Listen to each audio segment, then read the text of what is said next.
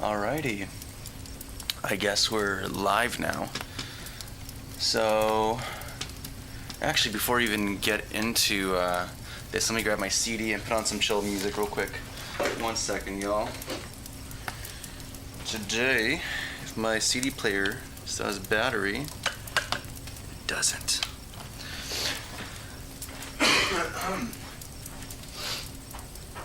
1 second. We're going to continue marching forward with getting this game done. And a little bit of a weird difference today. We're going to be streaming onto Instagram as well, so we're going to see how that goes. Which is why there's no horizontal stream today. I got my chill VGM mix, though I realize a little too late that my CD player is dead. So I guess we're gonna have to live without I'm gonna have to let it charge for a little bit. Anyways, so last time we got quite a few things done. We had the UI stuff going on, and then we added a little utility for setting all the color states, which is pretty helpful, pretty handy. And I tested on mobile, and it actually works pretty good, so I'm actually very happy with it. Let me write down some things I do want to test out, though, for today. So, fixing pausing. There's some things we need to do here.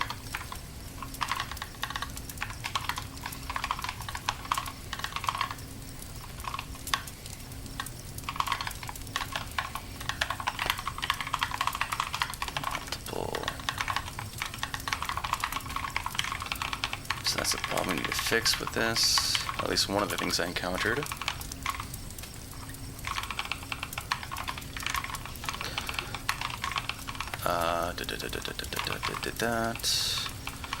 Vertical particles are not that high priority. Yeah, the low cache thing is also not important either right now. I do want to implement coin pickup streaks. And the idea here is that when you're playing the game and you pick up like a multitude of coins, I want to be able to have pitch increase the greater your streak is. Also display counter, and then detect when streak is done. It's not stake, streak. Bonus. That way you're rewarded for actually like picking up a patch of coins as opposed to like picking up one at a time or something like that.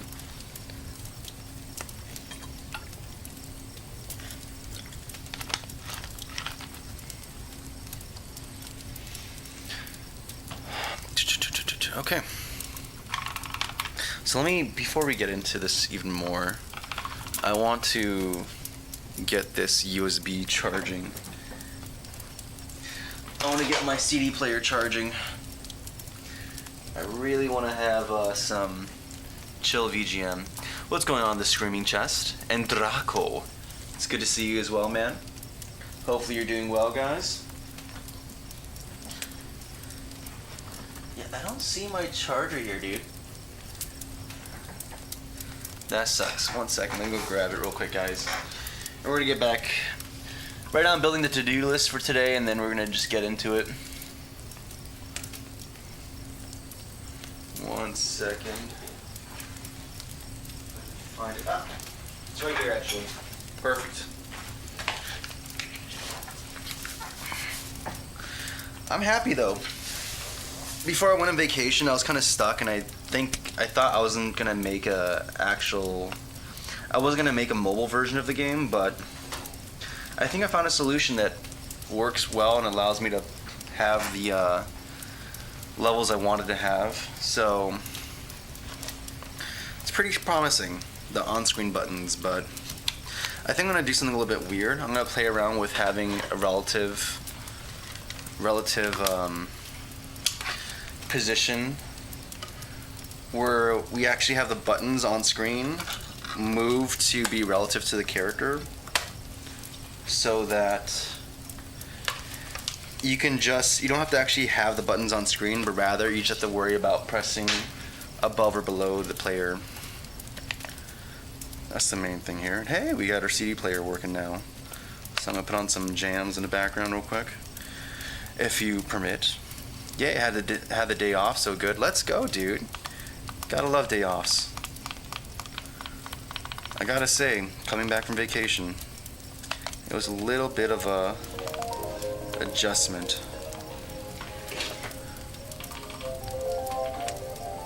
Cool. So yeah, now that I brought up that idea of the on-screen relative buttons, let's do that.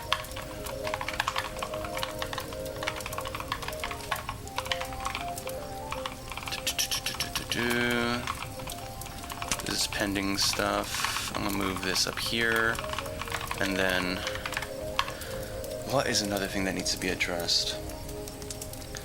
There's a couple things that need to be addressed. When I was doing playtesting earlier today,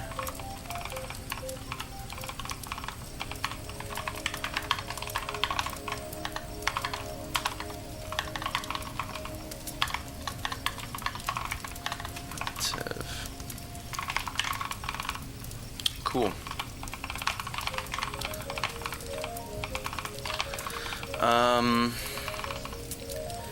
There's some other things, but they're low priority. So I want to make, actually not fix, but make level transitions good, or look good, because right now they're using a temp value thing. But I just remembered something else. I want to have countdown warning. So in the game there's a countdown, but right now it's just, it just counts it down. It doesn't warn you, there's no alarms or anything. So there's a lot of times where you're playing the game and you run out of time, but you just go, oh, did I just die? Did I hit something and I didn't realize it? So we need to add some visual cues to indicate, hey, you're low on time. So maybe a 10-second warning or something. Or maybe incremental, like 30-second, 10 seconds, and then like a 3 count. So that's another thing that's actually pretty important. Okay, cool. So I think the simplest and easiest thing, or at least funner thing to do, it's going to be the coin pickup streak. I think that'd be pretty fun and a nice way to get this started. And then we can do the relative input stuff here. Also, before I forget, related to this, add haptic feedback for on-screen buttons. These two are kind of related, but actually no, they're not. This is more related to this. Okay. Actually, this would be a simple thing just to do right now, so why not just go do it? I can't test it, so we're just gonna write code and assume everything is good. That's fine. So, enter down. Okay.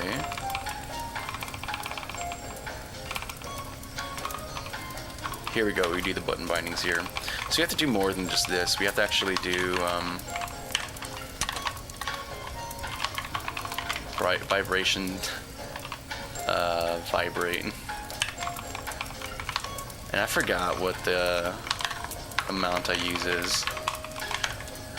Shout out to the person who posted this like half a decade or a decade ago online on some forum. It's been legitimately kind of the best vibration script to like have mobile haptics.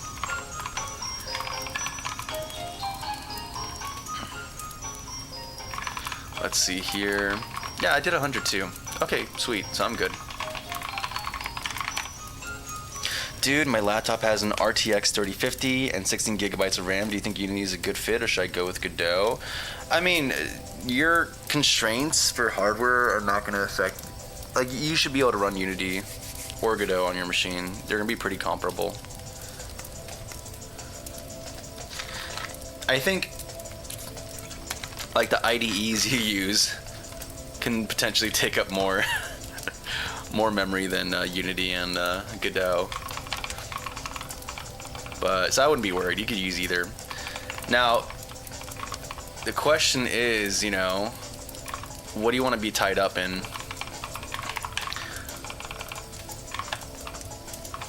Because Unity, it's kind of a... there's a licensing stuff you have to worry about. But it's more mature. So there's that trade-off. Godot is open source. And it's having a lot more support. Especially during the whole fiasco with the licensing. So probably long term, it's gonna be a better bet.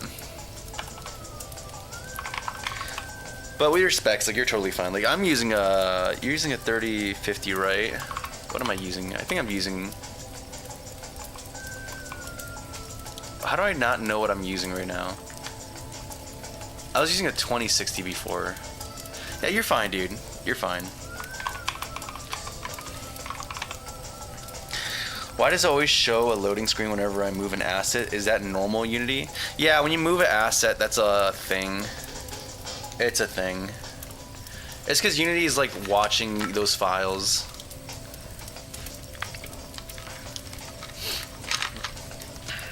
And then it has like a meta files that has the track, and then, like, you know, if you move a C# script, then it's gonna have to recompile and then reload domain. That's fine. Hey, what's going on, Bone Circuit? Ah, this young gentleman again. Yes, it is I again today. Yes. And today we're in Unity land. I think I was in Unity land last stream too. We weren't in the engine project. Yeah, these should be fine. Okay, cool. I was like waffling around there a little bit, but that's alright. Where's the to-do? There he is. Cool, we got haptic feedback now for those buttons. Maybe you want to do more for like the gas button, but whatever. What are you programming today? So today I kind of, I made a mobile build of the game from last stream. Tested it today. I'm actually pretty happy with it. But there's some minor things I want to do and improve. So last time we had these screen buttons. If I can open it up real quick. I made them invisible, didn't I? Yes, I did. The last stream we were messing around with having on-screen buttons for controls, and they work pretty well. However, actually they work very well. It actually solves a lot of problems that I was dealing with the relative joystick. However, there seems to be some problems. Which is that I kind of have this buttons be invisible. I don't know about you guys, but it personally annoys me having buttons overlaying the screen, obstructing stuff. Your fingers are already obstructing stuff in the game, so having buttons there is just bothersome. So what I want to do is actually have, you see this little region right here where these two buttons transition from one another. I can increase the opacity to maybe make it a little bit more apparent. I'm gonna actually have them move around to wherever the player is on screen, so that you're not thinking about putting your finger in the correct absolute position, but rather you're just focused on putting your finger either above the player or below the player. So we're gonna move these buttons so that that little center area is always on top of the player where they are on screen. And I'm gonna do some A/B testing with that and see how that feels. And it could be good, it can be bad, who knows. So that's the main thing we're gonna do. I also want to add some coin pickup streaks so that when you pick up a line of coins, there's gonna be like a streak that we keep count of. And if you keep collecting coins within a certain window, you're gonna keep incrementing the streak, and that's gonna make the coins pitch increase. Maybe even use a different sound effect or something. Display a counter as well. And then once your streak has expired, we award a bonus based off of how big it was. Only Verp. Yeah, I'm actually trying out streaming to Instagram. So we're gonna see how that goes today. And if I decide to do that anymore in the future. But so far Instagram is looking kinda like a bust, dude, so maybe we'll return Vert one day. But it's also nice having one stream.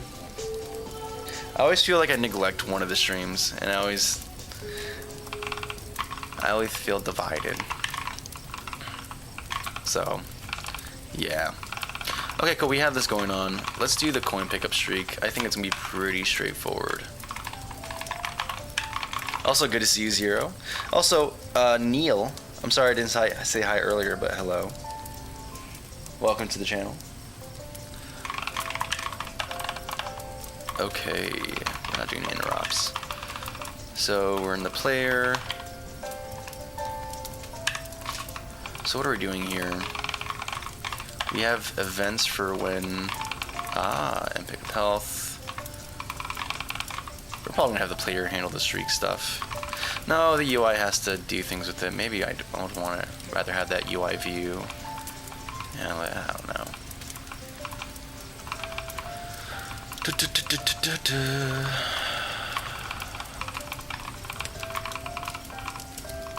That's for the hazard collision. Here we handle pickups.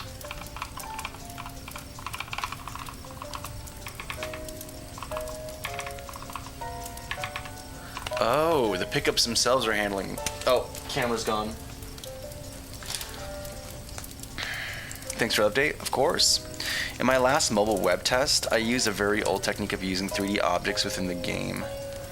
3D objects within the game knocks out a lot of resolution code. Oh, yeah, I bet. If keen enough to investigate, search for Circuit Bone itch.io vaders. Circuit Bone itch.io vaders. I'm gonna put this in a tab real quick. Circuit Bones.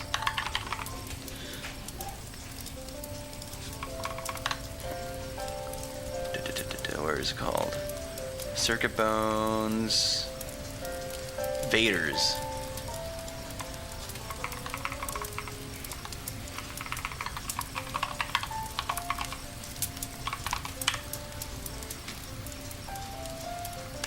Okay, cool. Alright. This is the one you're talking about?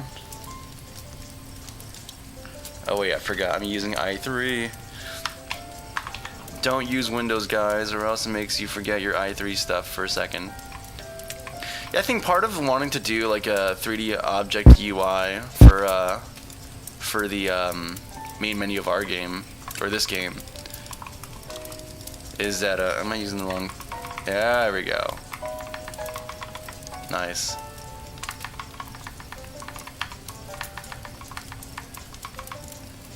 Yeah, it's that same idea of like I don't have to worry about. I guess I still have to technically worry about adaptive resolution, but that is pretty sick though.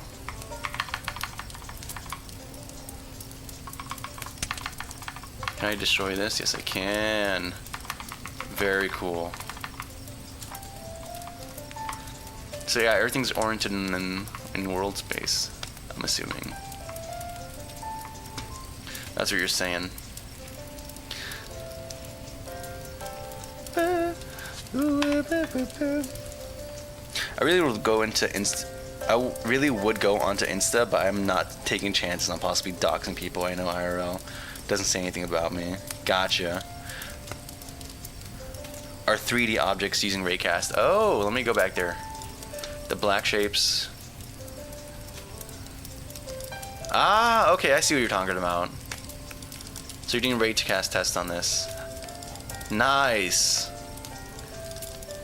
Yeah, actually, that's funny you bring this up, because like we have in this game, we're doing the same thing. Like I implemented my own like button class, world space buttons, I think I called it, or something. And it's just binding let me force the compilation so it can actually run. I mean, we're gonna have to rework the assets for the main menu because I'm not happy with it. Come on. So let's exit. Exit. But yeah, like everything here is not using, like this is not Unity buttons or anything. This is world space objects that you interact with. And it's doing the raycasting thing too.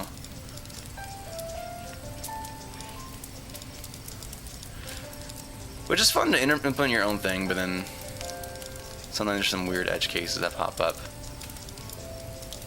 It's also not as I guess because for this too, since it's world space, there's additional considerations that normal buttons don't have to worry about. But it's fine. Yeah, like for the instance, the fact that UI buttons don't like block the raycast. So if I click this back button over that, it's also going to select the yellow. So, you know, I could try doing some kind of fix for that, where maybe we test against like UI elements and give it a priority, or I could just move this button up here and we call it a day.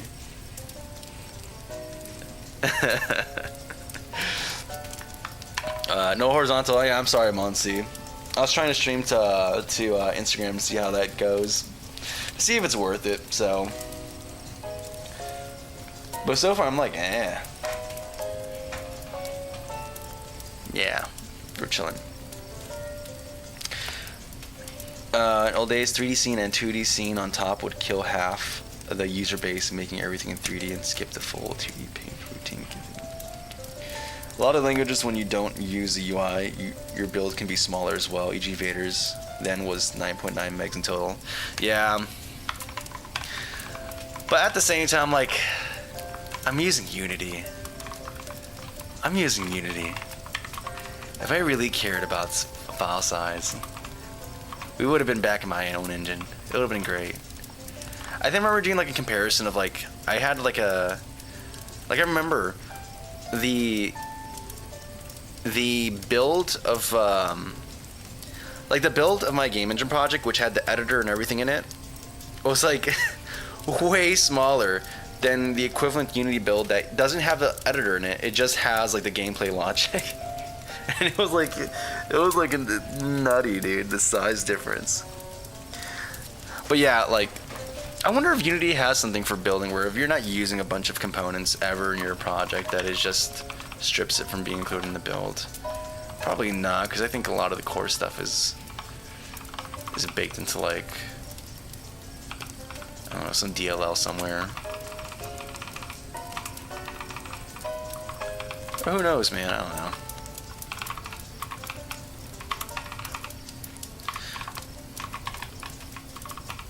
But yeah, all right, we're doing the player thing, and we're doing the pickup, and we're doing the streak thing. Yeah. So I already have this message being emitted by the pickup here. I mean, we could have like because the only thing, streaks are only applicable to coins, so like.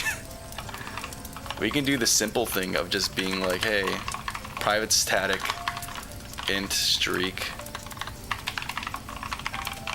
equals 0, and then we can report that.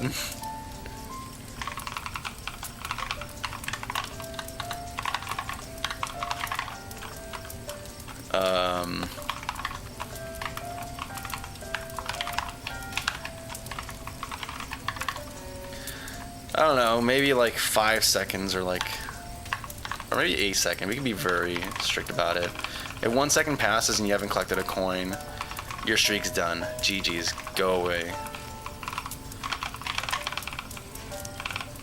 Yeah, and then I probably want to have something to report, like, hey,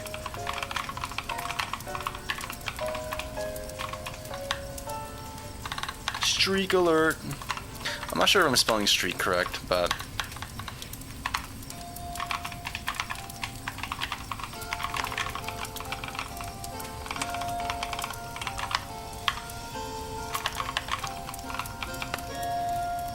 what's going on here? Why are you being weird?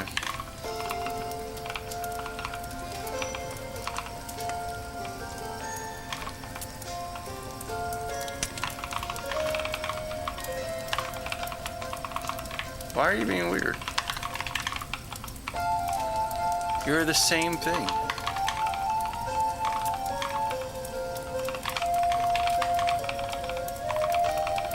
Oh, because it's struct.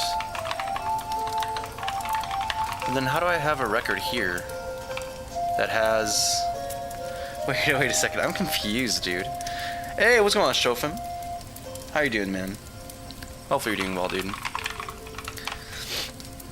It's a trade-off, yeah. I still have trauma from early mobile days burnt into my head. We had to deliver games on 320 by 240. Jeez. I worked for this one lead dev who forced us to think in terms of NASA code for McDonald's. What do you mean, like, no heap allocation, all stack? Wherever deployed. No game we ever deployed scaled up to the code structures he was asserting. Dude, what? That's nutty. That is pretty nutty. Oh, because there's a semi... Oh my goodness. Okay, we're good. Yeah, we're good now. I'm itching to get back to game projects so bad, but I'm being disciplined and getting my app out because I never finish anything. Strophim, that is the same story here, dude. That is the same story. I've been battling. I just want to get a game done already. I took a 2-week vacation or 3-week vacation from development, and that was good. And I had the itch to like get back into it, but you know, and it's amazing when you step away and when you forcibly like keep restraining yourself from like doing deving, your brain just kind of cooks stuff up, dude. It's amazing. Yeah, but that's partially why I'm trying to avoid doing any engine dev until we get this out, because I feel like we're so close. It's the problem, right? I feel like I have the capabilities to implement pretty much anything I really want to, as far as games, or maybe not everything, right? But I feel confident enough that I can cover most technical goals, right? But now it's like, all right, just because you can implement pretty much whatever you want doesn't mean you have to implement everything. Choosing the right things to implement it's a new skill set. It's a new type of thing. And I found it's like if I knew exactly what this game was going to be, we could have got this done super fast, right? But a lot of the things that have been taking time are not the technical stuff, but the design stuff. How do you make this game feel fun for people on both desktop and mobile? You know, like actually playtesting and iterating with people who aren't you. It's kind of it's crazy, man. Like I understand why UX and design is like a whole thing, dude, because it's like just because you can implement whatever, man. What's really important is the right whatever.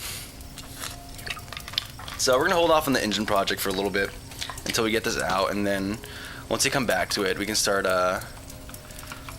I have a path. Like I have a document with a bunch of different games that I want to work on, and there's like a little pathway of like incrementing up. So we're gonna start with a software rendered engine, which we currently have working, and then we're gonna migrate to the actual like, you know, back to C++ world. Very minimal though. We're gonna do OpenGL for now. And I'm gonna see if I can keep that ray tracing implementation working. We might have to do some acceleration structures, but it's like, I think we can make it work. There's some properties of that I really like. But, yeah, and then from there, we're gonna start scaling up into more involved editor and tooling. but I think it's totally possible. But we gotta finish something first, man. Hey, Nabil, what's going on, man? The whole reason NASA standards are what they are because you're launching the computer into space where you can't patch it. Yeah, dude, yeah. I mean, like, have you looked at the NASA programming requirements? It's nuts. I mean, sometimes it's kind of fun to try to follow some of it. Like, I know I've done projects where I try to do, like, let's stack allocate everything. Like, either static or stack allocate. Either or.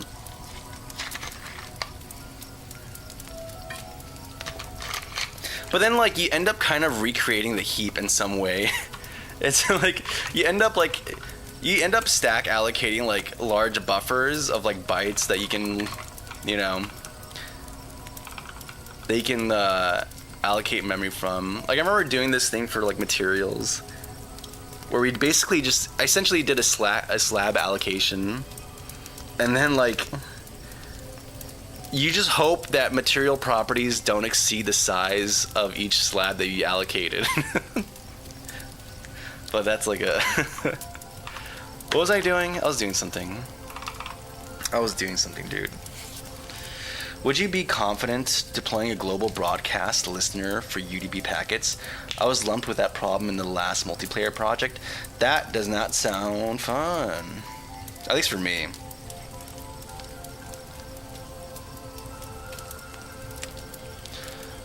I mean, I don't know.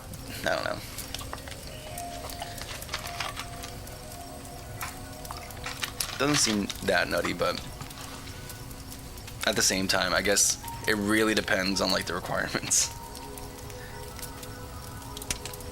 Because you can have, like, a really crazy, robust application that needs to be networked, but if it's like,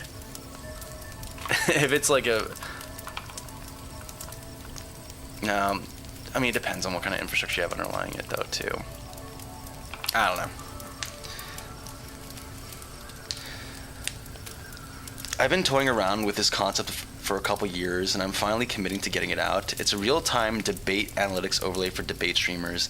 It launches a Discord bot sub-process and tracks, like, 8 or so metrics so far, at least, and then moderators can use that to basically demonstrate inequitable behavior.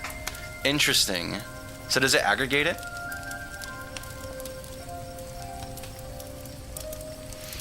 I could hide the IP addresses once the clients heard the global call and had the latest code. Huh. You follow yourself? Yeah, I did. Zero. Someone's got it. He's got to start with someone, man. And that person's me, man.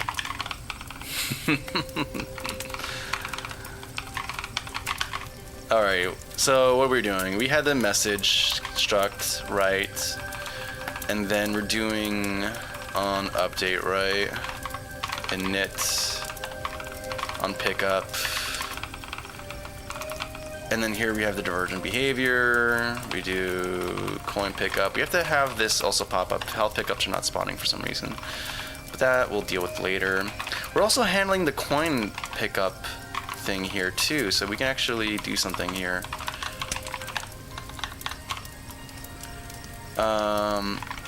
Do you get a handle?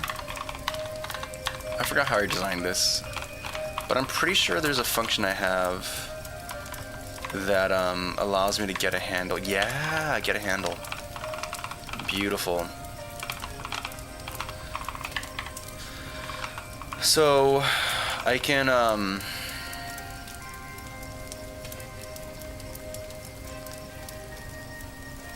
and then we can choose to reserve it. Yep. Right. Honestly, I'm actually pretty happy with how we implemented this audio system. I might move it into the engine project. Like, the way we have it implemented is pretty straightforward, and I think would translate to C pretty dang well. Like, it wouldn't be crazy.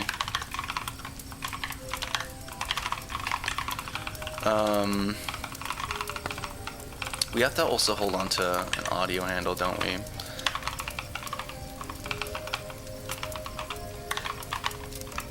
Is it called the SFX handle? Yeah.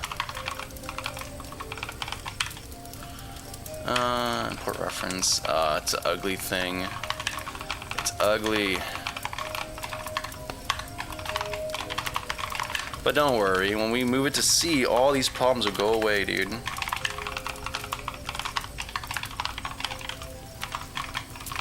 It will go away. And are you a struct or yeah, you're struct, so your value type.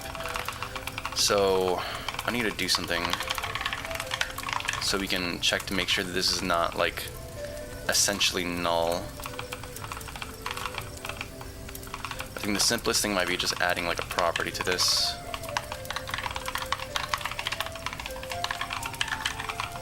Actually, we can just do this. It's pretty straightforward. We can either do like this equals default. I think I'd have to implement the actual comparison operator, or I can just say, because audio source is a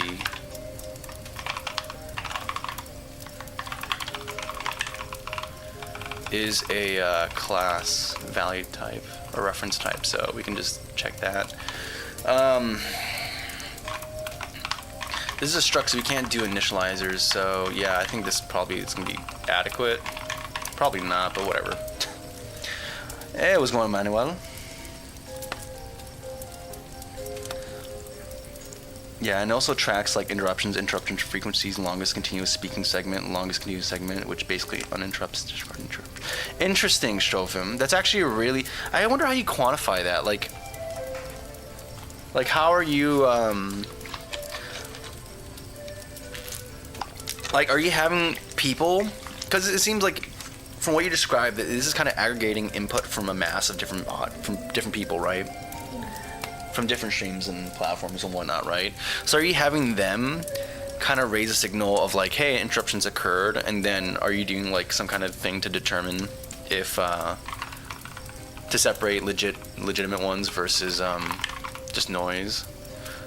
Or are you actually like have a separate independent thing that is intaking the stream and then making that determination? That seems super gnarly. I wouldn't know how to go about doing that.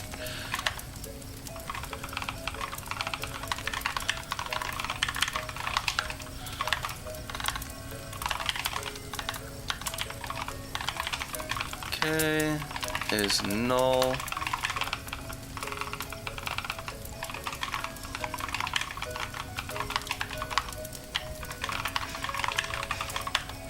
Now, why is this being a problem?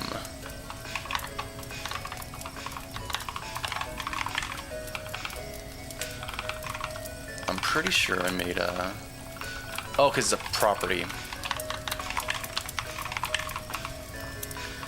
I don't actually like properties. I think I might rather do a function. I don't know. Ah, whatever, it's fine.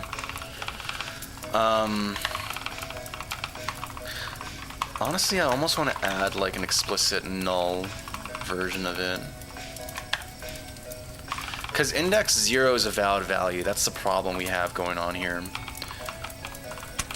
it was up to me, I would make this a class and then have this initialized with a -1 for the index, but I guess we have constructors for a reason. Oh, but I can't make a default constructor, can I? For structs. Yeah, it's not gonna let me. Oh, tragic. Well, I can do... What can I do?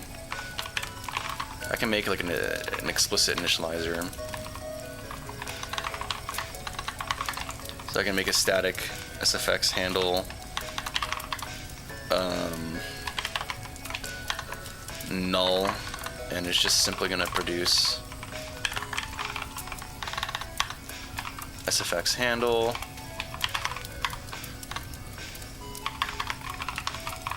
equals default, and then we're going to set v dot index to -1, return v, and life is good here, and then I can just do... The problem is that like this never guarantees it, so I think I might have to do like multiple checks.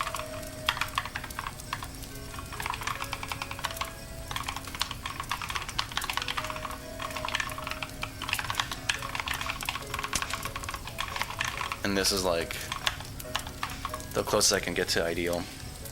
What's going on here? Get yourself high chemical, brothers. What do you mean high chemicals? Oh boy, your private account. You found my private account 0 on Instagram? Oh no. Can you do a lot of inferential analysis just based on voice activity? Interesting. I guess you can like sample segments of the audio and then label it as whichever party it is, and then like you can then do a differential. Like you can check the the flip flops. What about my brain on C++? What's going on, Sia? That's Ascension, all right? Actually, no. I don't know. I don't know. I'm a C guy. I like C++. Kind of.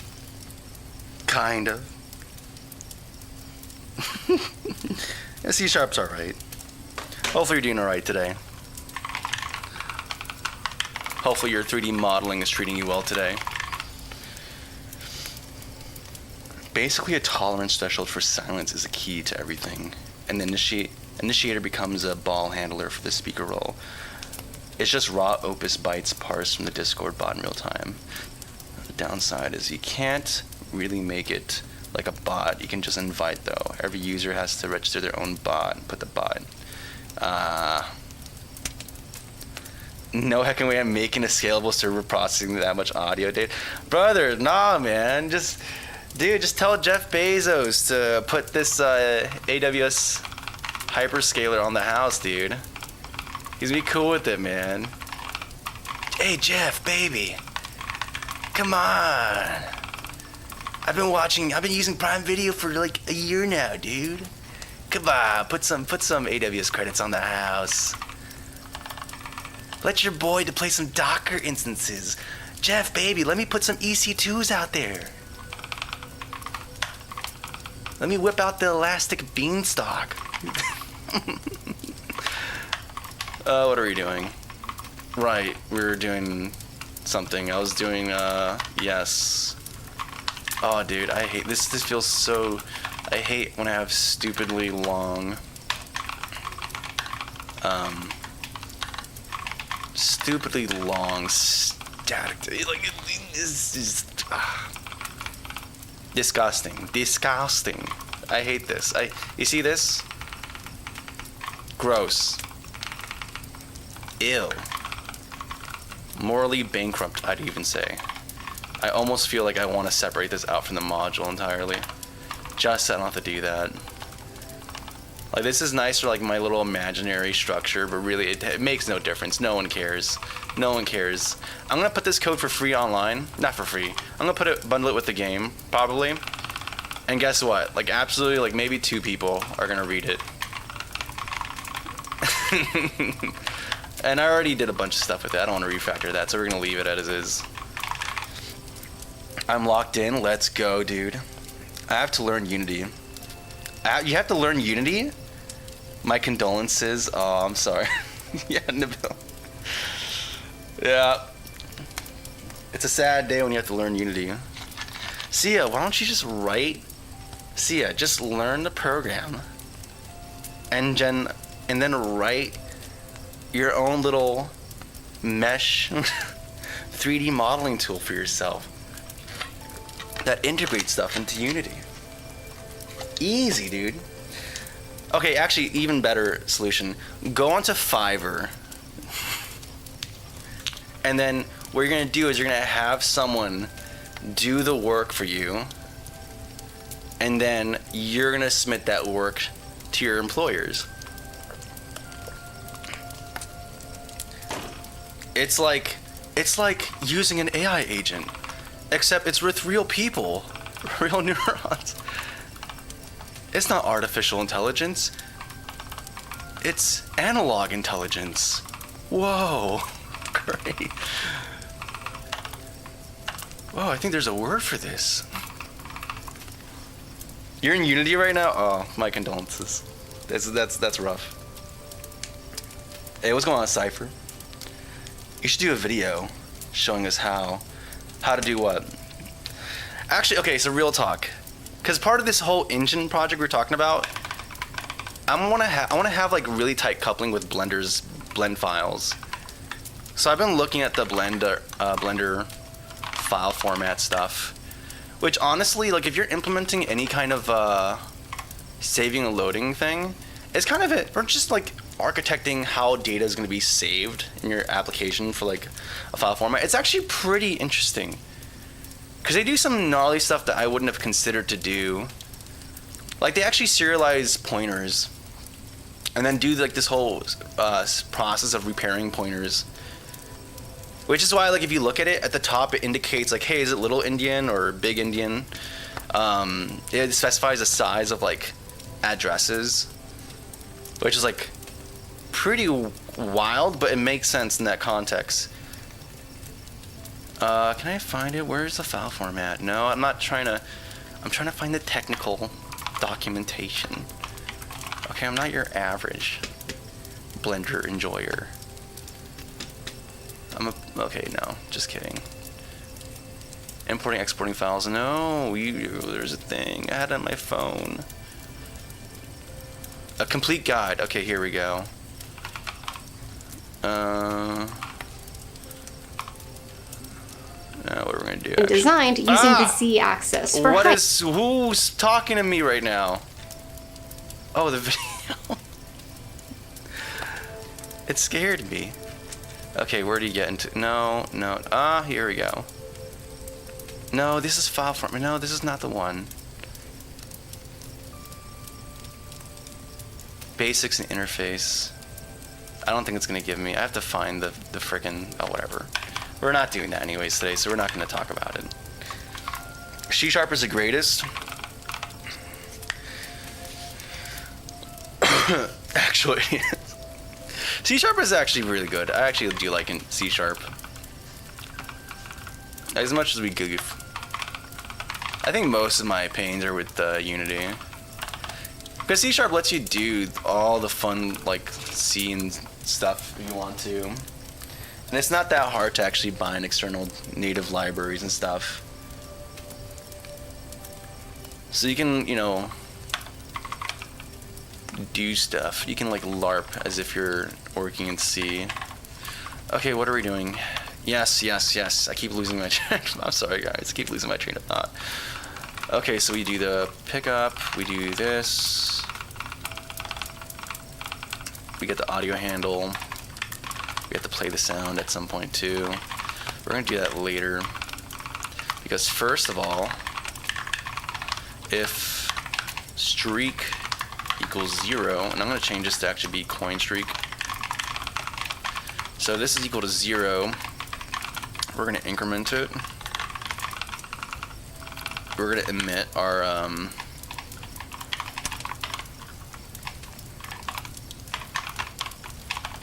message that we're beginning a streak. And actually, I think we actually have to have another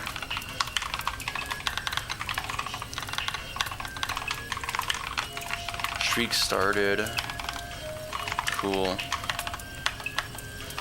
And actually, we don't even have to have value here. I remember when I was new to programming, like in middle school. I used to wonder, like, I wonder if it's a bad thing to have a bunch of classes and structures and stuff like that. Like, how bad is that for the? Because I didn't have a concept of like memory, so I was like, oh no, if I write too many classes, I might overload the whole dedicated RAM. And then like 20 years later, you're in a code base that has like thousands and thousands and thousands of struct and object definitions, and it's like, oh, this is just how we live our life, huh? Not only that, they're just emitting a ton of those too, and it's like, it's okay, we got the garbage collector for a reason, and we have generations, so it's gonna just, you know, don't worry about it, forget about it. Okay, new, what are we doing? streak started. So we begin a streak, and then we're going to begin an interval as well. That's another thing we need to do. So I have to do a private eye, disposable. I heard that we broke the IBM has broke the 9 nanometer barrier for transistors, which is pretty gnarly. So you know what that means, guys. The next generation of computers are going to be able to handle like way more node instances, way more React electron. They can handle so many electron apps. Gosh, I can't wait for more technological advancements so we can just have even more electron apps. That means we can make code even slower, guys. It's gonna be so good. I'm so excited. Okay. What did I even call that? I don't even remember naming. I just called it disposable, yeah, because I was talking. Streak timer. That's what we're gonna do. And then if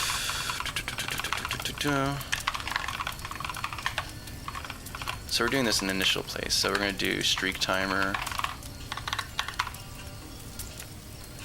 I'm sorry, I'm pretty sure I called it. I get stake timer.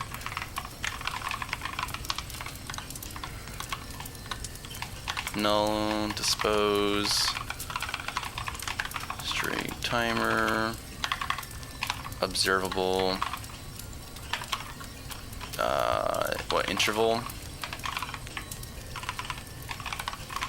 time span, seconds from seconds. Come on. And we're gonna wait for the streak interval window seconds. Cool. And then we're gonna subscribe. Cool. So we got this working, I think. And cool. So every time we collect coins, we're gonna attempt to dispose this because we want to reset the timer.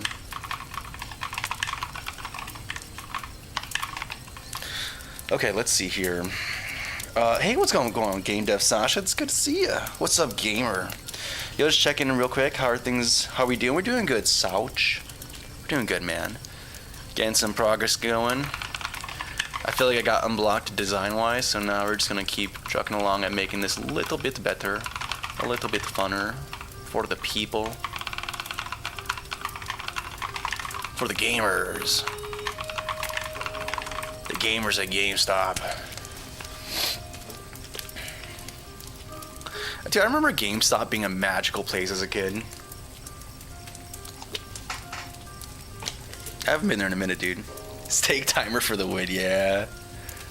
In middle school, some of my classmates would play music through Scratch. That's gnarly, Smolenx. Big Papa, I'd like to learn Python for my network management degree. What's stopping you? You got Google? You got, hey, you know what? You got AI agents to help you along that path. There's also a crap ton of YouTube videos. Personally, I wouldn't use agents to learn, or AI prompts in general. But hey, dude, they're all tools, and they help in some way. All I'm saying is, get it, dog. Get it. Get at it. Coin streak plus. Okay, and then we're gonna do. What are we gonna do? We're gonna do. Right. Audio.sfx dot set. Oh, wait a second. We have a handle, don't we?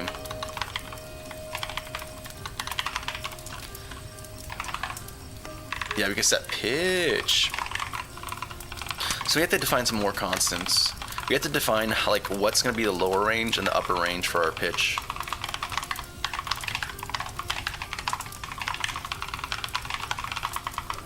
and then we can like interpolate between that. It's high noon. Okay, so maybe we'll go from like a 0.8 to like a 1.5 pitch. Or I don't know. How many semitones do we want to go up before it becomes really drastically annoying?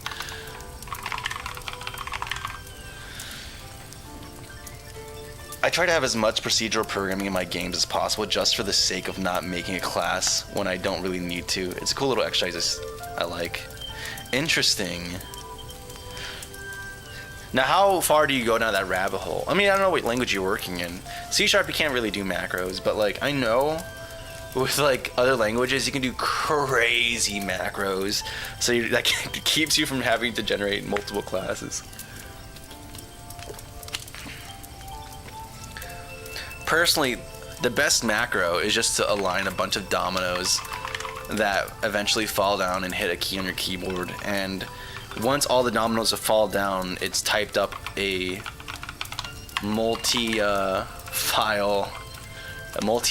program in C and compiles it and deploys it.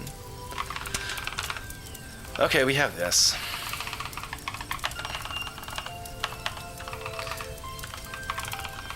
If you want to feel like a little bit more relaxed in the face of stress, just know that some people out there live with continuous deployment. Imagine that. Code you wrote in the morning being shipped out by afternoon. That's a very different way to live.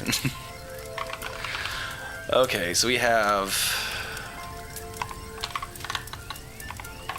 I mean, I know there's a ways to do it where it's actually not stressful and you don't deploy it the same day, man. Maybe internally, but not externally. I'm just telling you, man, someone's had to learn that lesson the hard way. Coin pitch high minus coin pitch low.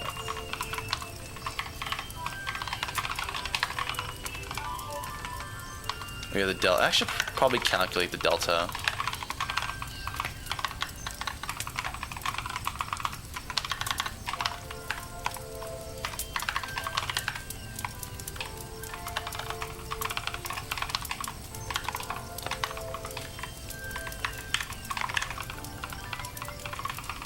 Because then we can just use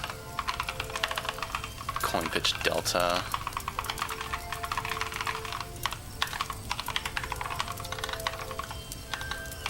I still need to get into graphics gem, but I've been like in this little math side quest lately. I think I got kickstarted when we did the affine transformation matrix in like the C project, but I'm like, all right, what other like math primitives we take for granted that I want to implement for my stuff? And I'm like, all right, let's learn about quaternions. Let's see what's going on with quaternions. And they start going down this little rabbit hole of like, oh, complex numbers, and oh, you're mapping coordinates onto a complex plane. Oh, you're mapping. Basically, you're expressing coordinates as algebraic expressions, so you can do transformations on it. Whoa! But it's like, oh my goodness, I thought it was no more gnarly than that. I mean, there's some things I don't fully get yet, but hey, it's progress, dude. It's progress.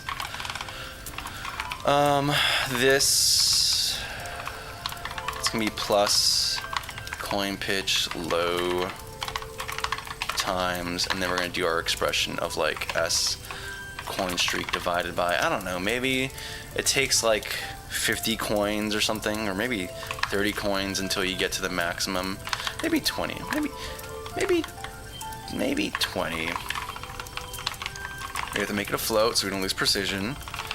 And then we assign pitch. Splendid. Splendid. Indubitably splendid. Set clip. And it's gonna be, where is the clip? Where's the clip? I know I had the clip here somewhere. Where's the clip? Alright, coin pickup. Okay, we're good. William. Words clip. Okay. I mean, this should be just fine, but I just don't trust it, so we're gonna just sign this stuff. And then we're gonna set volume to 0.70f. Okay, and the catch up in chat real quick. Bro, uppercase, snake case is insanity. For this, I'm just doing that to indicate that it's a private static, if that's what you're talking about. If you just want to learn syntax, I think making a little contact app where you can add contacts, phone numbers, plus name, and fetch that data all in console would be great. Teach you data structures in Python. Oh, that's cool.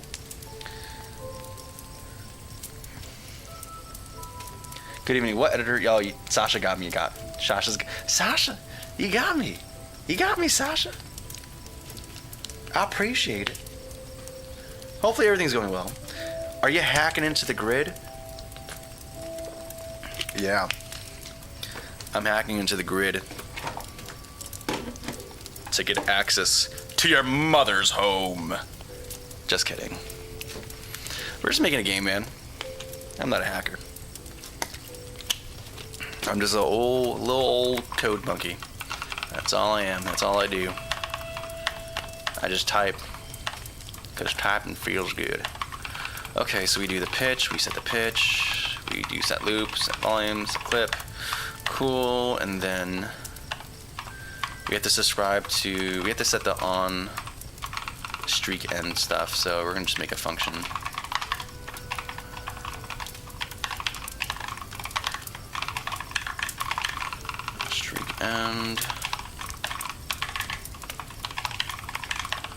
And where's the subscribe function? Where do I oh, there we go.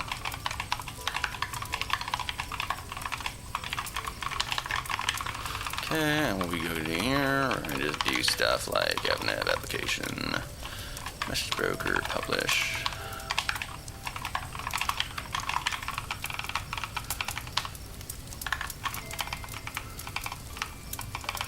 By the way, now that I look at this is kind of redundant. We actually don't need. No,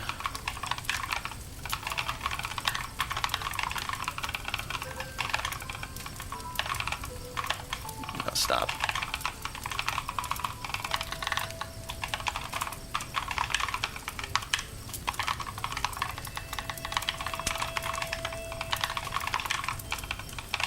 Okay.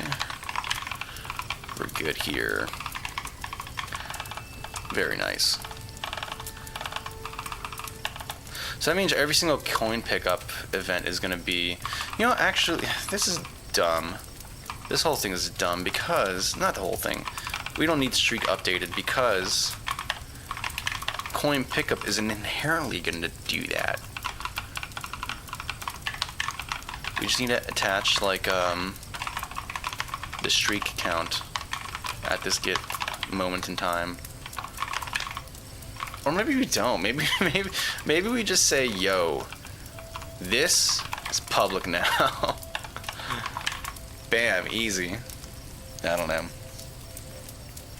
FNAF, gonna make your own mascot horror. If I had a Vim background, I would probably want the Vim motion stuff, but Rider offers so much. My hockey skills have gone to 11 since getting laid off in January. Well, that's the hyperbolic time chamber. Which, sorry to hear that, by the way. What? It says end live video on Instagram.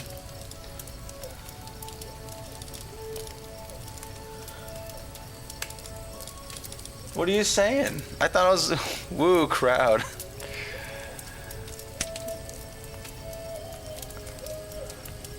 I know honestly nothing about FNAF besides the game lore. I have a family member who's super into FNAF. Like he's like this little kid. I mean, it's odd, but also it's like, all right, this kid's on Gary's mod. Gary's mod is still popping off, and it's funny because for work I still have Steam. I have Steam installed on my work machines. For work, totally. 100% for work. That means I get notifications. So I see when this kid is just popping onto Gary's mod. Sometimes during school, I'm like, why are you don't, how are you playing Gary's mod?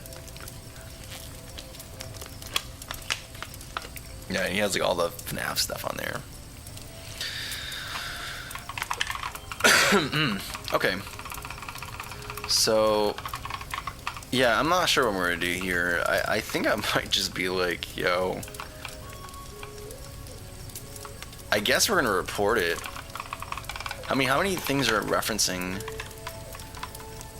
player? There's game view, and we're subscribing to on coin count update, and it's taking an int value that we're reporting. Honestly, man, we should have used the thing directly.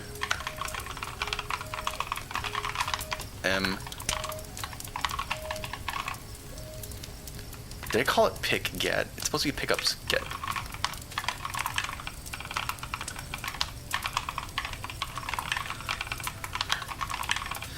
Okay. Yeah, I guess we're gonna go down this route. Might as well. Okay, so that means on streak end, actually on every single update we need to supply this. Oh, so much to do.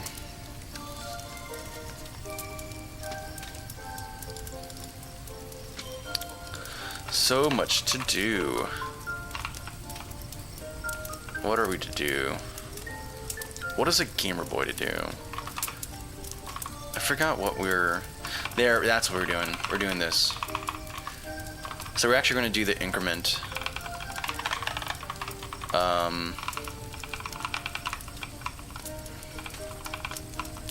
Yeah, coin streak up here instead of down here. And we're going to report count equals, and it's fine. Rind, why has this got to be so cozy? Because that's the name of the channel, man. That's what we got to do. That's what we got to do, man. That's a commitment. But I'm glad you find it cozy, man. Your phone or something, there's 0 things to say you're live. That's weird. On here it's showing that I'm live. It shows uptime, it shows the event log, broadcast has started 1 hour ago, video stream received, broadcast is created. It's showing the video bit rate, frame rate. So,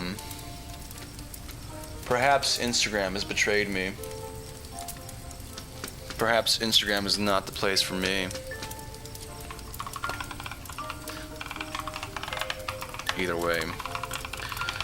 Coin streak, we do the increment, and then finally, on streak end, we publish that.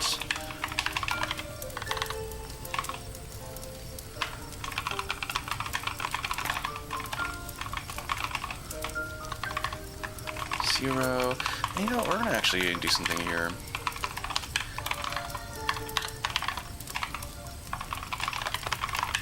We're gonna actually publish the final count of the streak, so I don't have to actually keep track of it here.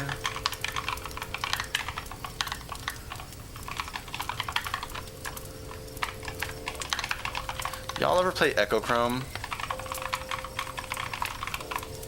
It was one of those games that made me go, yo, PlayStation is a place of innovation, man. It's where they think outside the box. Dude, Xbox 360 could never.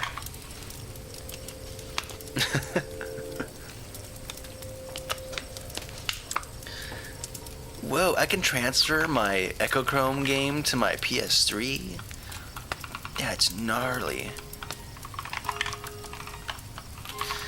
Anyways, you guys excited for not being able to own physical media? It's pretty sick. I'm super excited for that. Super excited for the incoming advent of it. Yeah, this is good. I think this is good. So we go to game view and then we have to adjust stuff, but it's okay. And I love how people were super mad at people because everyone was like dogging on Sony, but then as soon as they re-released those Call of Duty games, it seems like the impression that it's kind of died off. But then people are like, those darn gamers, and I'm like, yeah, those darn gamers. But you know what? It doesn't start with them. I blame the Switch 2 people. Because when Switch 2 Electric Boogaloo said you're not actually gonna have the game on your physical little cart. That was the line for me, man. That's the Sasuke crossing off the Leaf Village from his headband.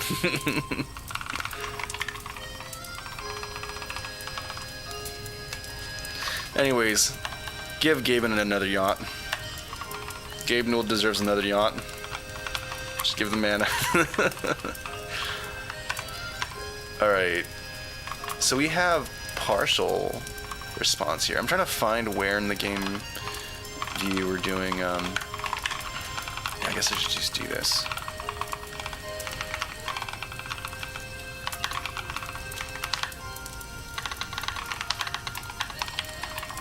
You know what?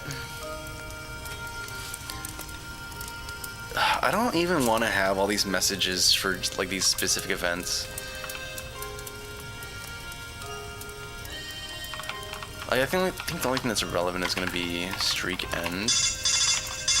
But technically, you can technically get all the other stuff from there. Coding, yeah, we're coding. Chosen Juan. Yacht and a half, yes. Yes, Gaben. Gaben. Help yourself to another yacht.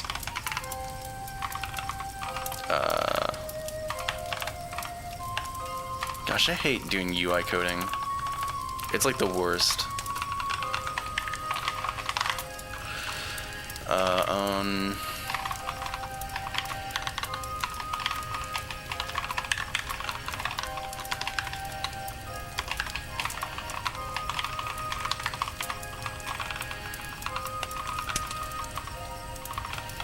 We're gonna do stuff there.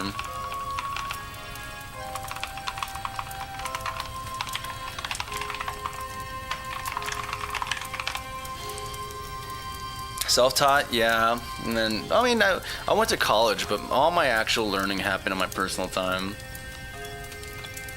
But you know what? Actually, no, I'm not self-taught. Because I did not learn all this on my own. Like, I did a bunch of stuff in my own time. But all my growth came from, like, meeting cool people at university who knew more than me. My real growth started happening when I got a job, and I got mentored by a programmer who's super freaking smart. Like, this dude is, like, legitimately, like, crazy talented and crazy knowledgeable. Like, the stuff he does is, like, the cutting edge, honestly. But anyways, learn a ton from him. Learn a ton from YouTubers. And, of course, I learned some stuff from college as well, man. I know people want to rag on education, and I totally understand it. But I'd be lying if I said I didn't pick up some stuff from college. Streak ended. Yeah, no man is an island.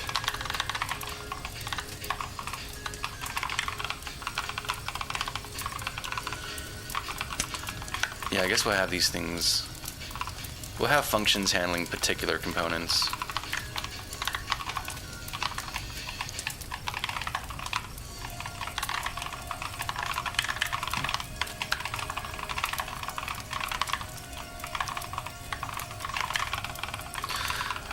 But on the flip side too, right? You can have amazing mentors, amazing opportunities, and all that kind of stuff. But if you don't spend time on your own grinding and trying to apply the things you're learning and put them into practice, then it's also not going to bear fruit. So, two-way street, right?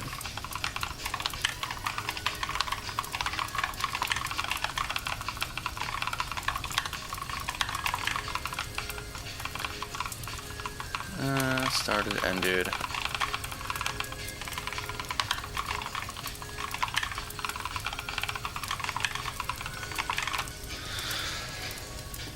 It looks so intimidating. Nah, man. Like all programming, all you're doing, fundamentally at the end of the day, is either like setting data, accessing data, and then like changing data. That's like the only thing you're doing, really.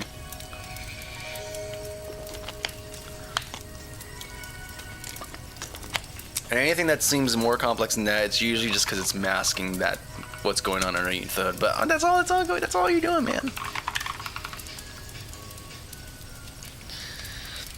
Is Kosh is so commodified now that you only get what you put into it. They're happy to take your money either way. Yeah, that is a thing.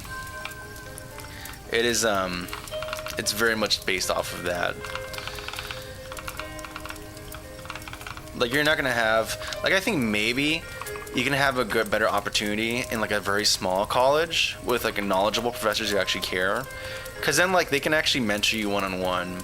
But like when I went to uni, you had you had lecture halls with 200 people in them, so unless you're in office hours every day, and even then like the professor's attention or your TA's attention can only be divided so much, and you know it's not the same. So much of like this stuff is relationships too, right? And relationship is a function of time, honestly. Time, proximity, and actions. But the big factor is time. Okay, so we have these things. We have to do something with them. We have to hook up this UI at some point. We'll do that.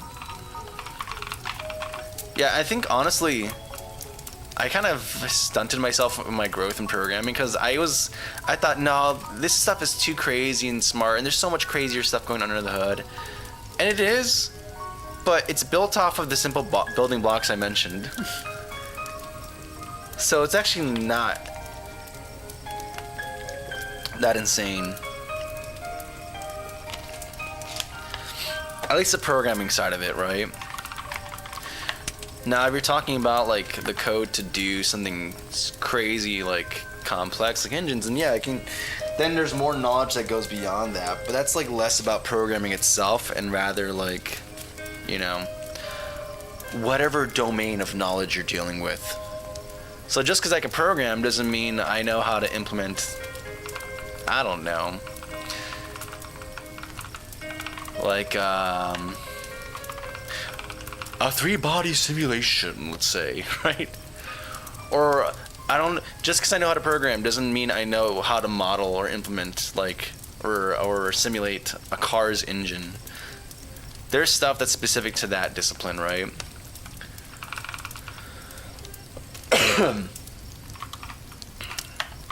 But yeah, coding itself is not too crazy. What are we doing? So, and then we have to have another one. Nope, because we're doing this. And I'm probably wrapping like this. This is so garbo, but whatever. Is streaked. Is streaking.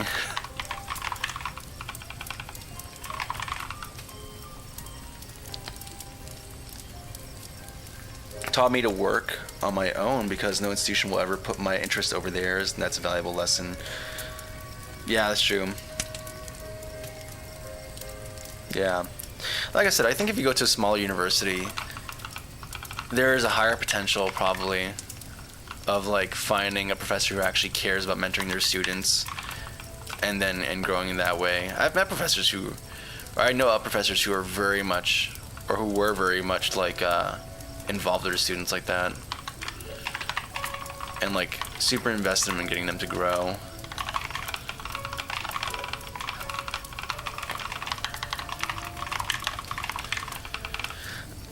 But large undergraduate programs are not going to really do that.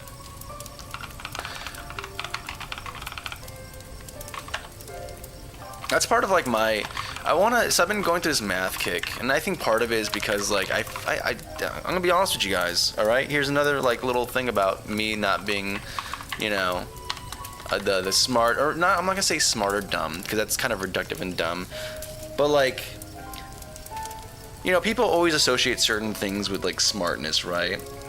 But they always kind of tie them all together.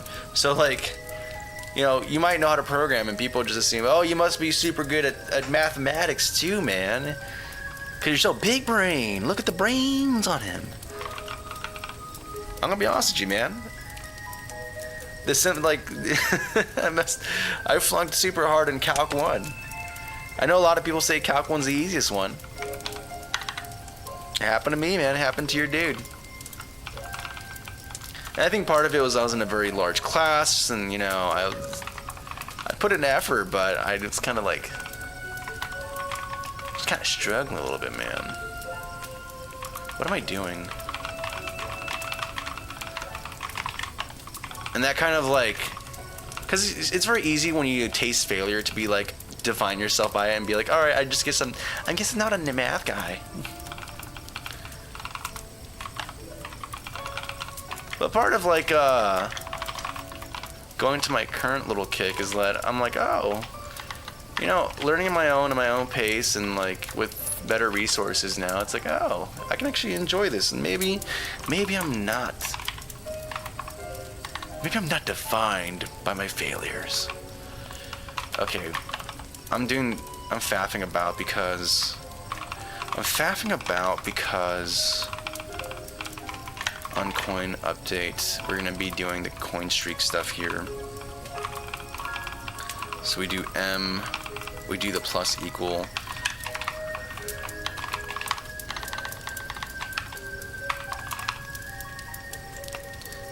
Is streaking equals true?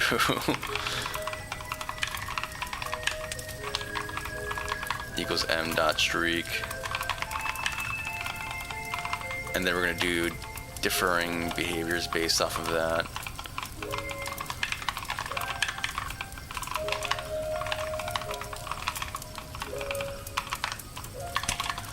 And maybe we have some certain thresholds, like greater than 10. Maybe have like an activation threshold.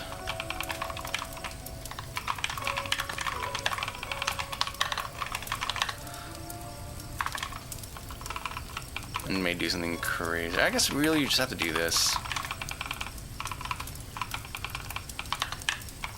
Show small. Show big.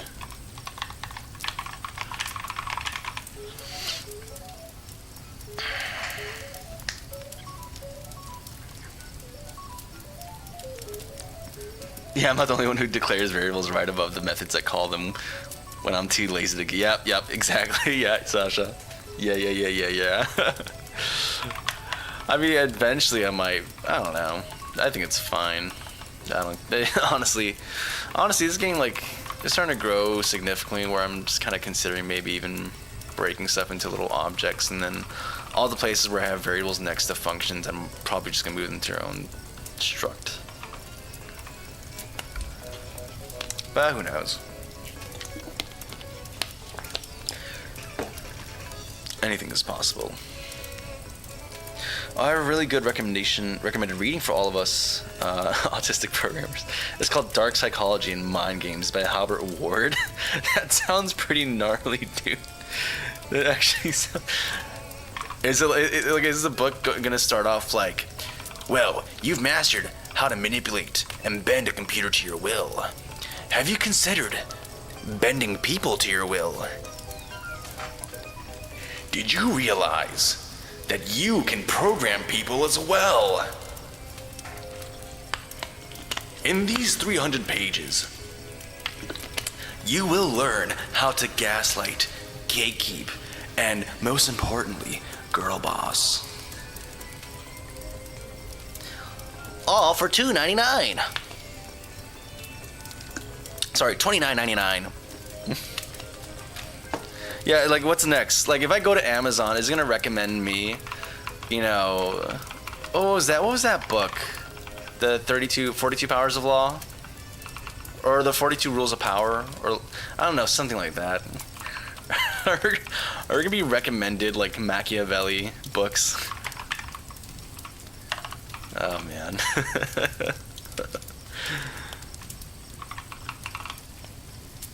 It's just hype. Okay, it's mostly like how to improve communication, maximize empathetic framing, and protecting yourself from toxic behavior, intentional or otherwise. Huh, I might give it a look then. I'll check to see if my library has it. Professional communication. Oh, that's good. Yeah. I always feel pretty strong with my communication, but at the same time, you don't know your blind spots, right? Like, you can be like the Pyro from TF2, where everything seems like sunshine and rainbows, and in reality, every time cabin guy goes into the office, I'm leaving behind a trail of heartbreak, sadness, and hurt emotions. What am I doing? What am I doing? Like, what is this all I'm doing right here? You know what, we're just gonna see if this... Yeah, we have the streaking stuff. Okay, whatever.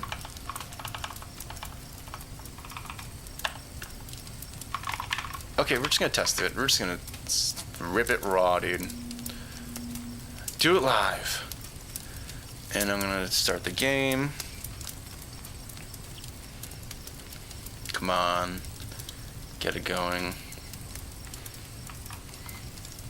I'm gonna turn off the music so I can actually listen to the sound effects.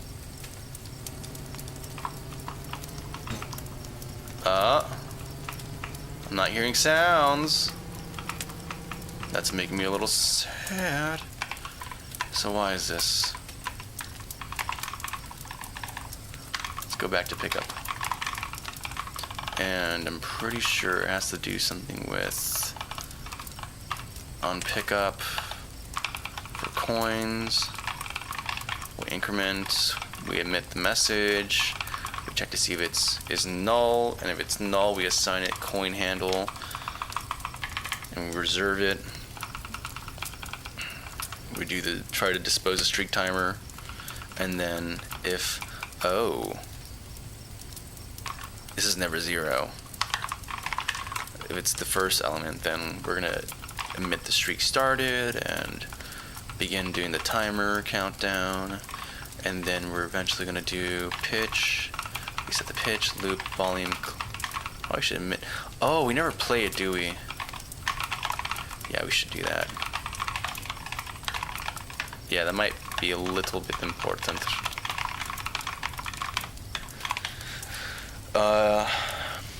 Pyro from TF2 coded elite ball knowledge. Is it elite ball knowledge now? Are we getting to the point where TF2 is not relevant as much? To the youths, to the people? Don't break my heart like that. Oh, I guess the kids are playing fork knife now, though.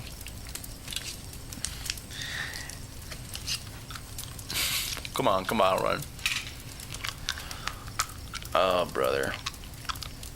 I've conditioned my Instagram feed to just feed me a bunch of, like, science-y or programming stuff. Like, nerdy stuff instead of, like, slop content. But it's funny when, like, someone... like, someone drops some specific reference to, like, chemistry. Like, the octet rule, right? For valent electrons. Someone in the comment goes, elite ball knowledge. It's like... Oh? We have our little sound effect going on. Ah! There's an error. Best state for software engineers? No idea. I've only been to like 2 states, and yeah, I mean, okay, I've been to more states, but I've only worked as a software quote-unquote engineer in like 2 states. So I guess the best state to work as a software engineer is a state where you can actually get employment. That's the good state. That's the state you want to be at.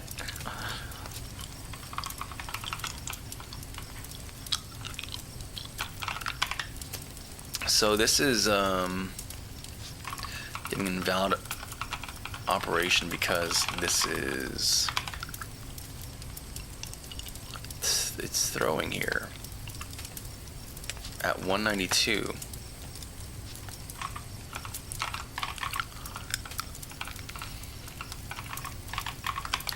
But why is it throwing?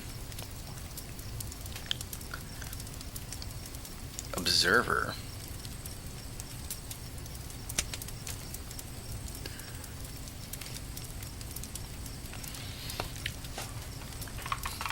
Well, this is strange because this. Okay, this is collapsed. So why is this producing a unique? Because that's what it's got to be producing. A unique stack trace, no. For this to not be stacking, but the stack trace looks the same, so I guess it's not that. This is really weird.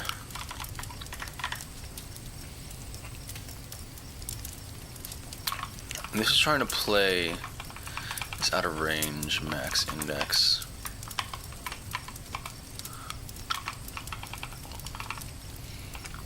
So either we're exhausting our pool. We should probably emit a more specific message here.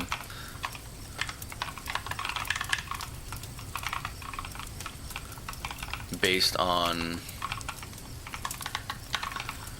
whether we're accessing an invalid index or if we've exhausted our audio pool. Because that would mean we're accidentally allocating more and more until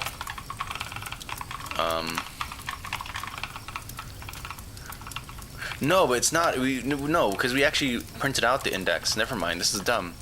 Yeah, we're not exhausting the pool. It's just straight up a negative 1. And it's odder too that this is played. This was working. And we say it's null if index equals -1 or if source equals null. This is not really good. A good indicator. So maybe we just straight up say, hey, we're just gonna use null initializers and maybe catch that other case later. I'll deal with that later. Actually, what's relevant to youth is Roblox. Oh, don't mention it. Even in middle school, I made fun of Roblox. I was like, this is dumb. This is whack. I don't know why people are liking it. And yet, this game's popping off.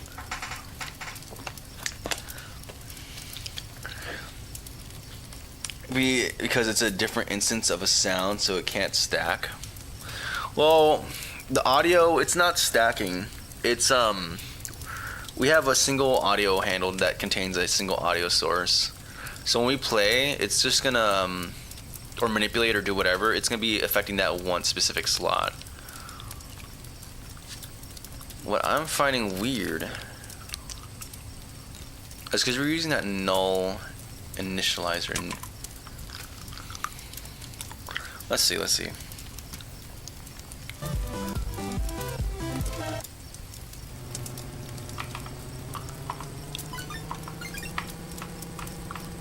Okay, so far so good. I need to redesign this level a little bit. But I'm liking the variations in sounds.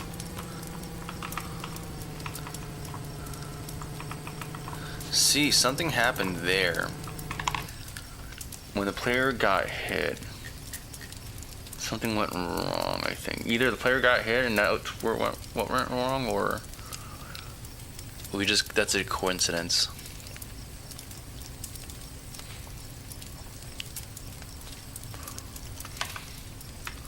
But yeah, it's still -1. Okay, so it's happening here.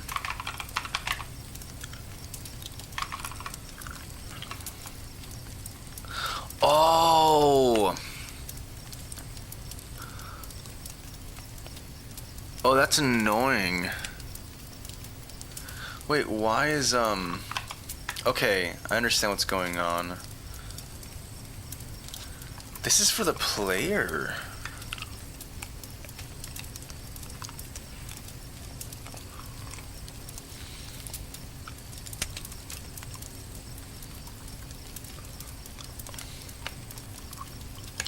Interesting.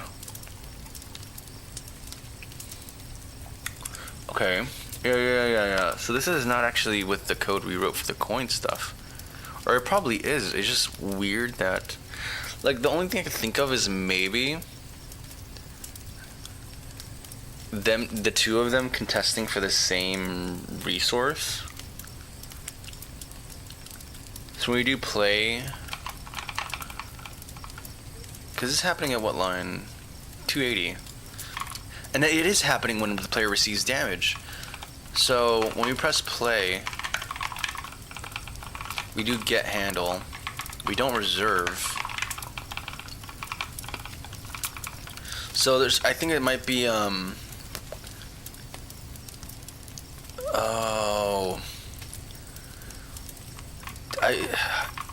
is it a way, okay. It's weird that this pops up now. But we can do this.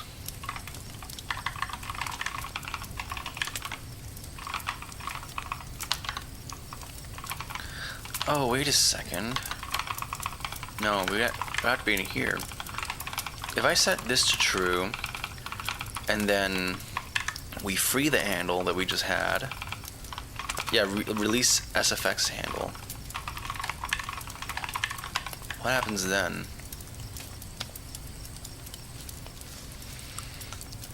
The assets, you did, yeah, I drew them. True, I know. I did the assets, music, all the stuff here. Zone, breaking that, yeah, we're doing, it's kind of Sonic-y. I need to make some more music and stages for the game. There's actually a few other ones, but... Yeah, the space one. And the screen space shader is broken. No, I'm trying to press pause. You press pause. This is using the cave music, so that's not. Also, are the asteroids still moving? They are. That shouldn't be happening.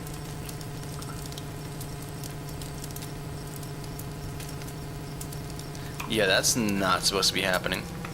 And the coins aren't happening. Interesting. Okay, so... Weird. And it's going to stop it, so I can't do release SFX because it's going to stop the sound channel. Oh, brother. So why are we doing this whole thing? I have to think about this a little bit differently. A bunch of places use it too. That's the issue.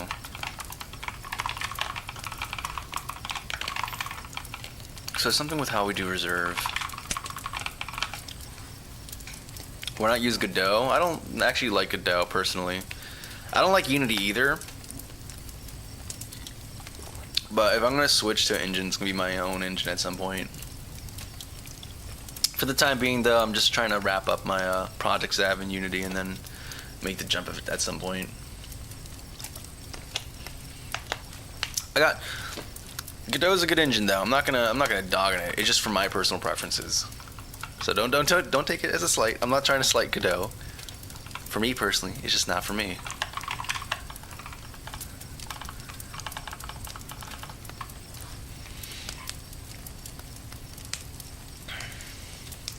Joking and generalizing, I have a whole advanced debugging course that I'm trying to draft up actually. Interesting.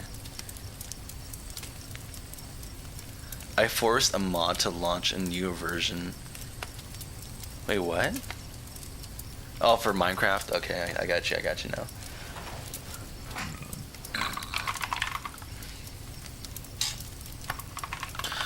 Okay, so... Where am I? Right. We were reserving.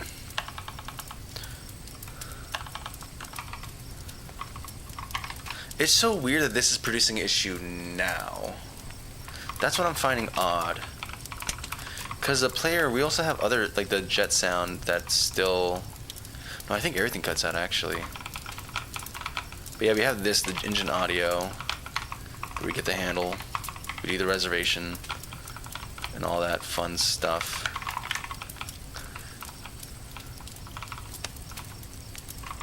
Oh?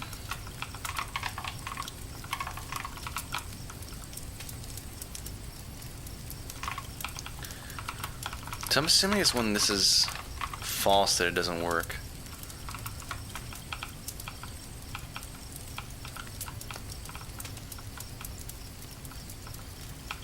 What am I doing? Maybe we just don't allow non-reservations. Or maybe if I do this, the release SFX thing, we can have a parameter that lets you decide if you want to hard cut it or just let the channel exist, but then it may be interrupted by something else that needs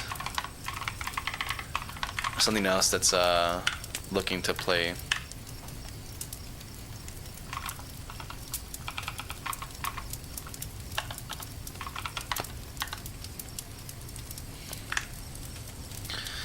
I don't know.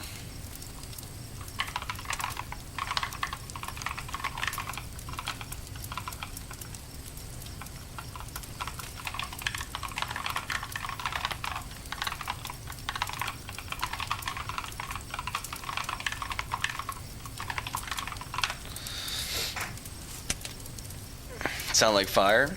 Yeah, it's gonna be fun, man. It's gonna be fun to do that engine project. At different jobs I work, most people are very locked into a specific way of debugging where they'll just do trial and error.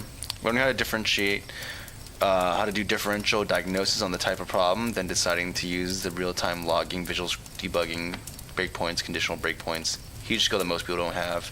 Yeah. Probably me included, honestly.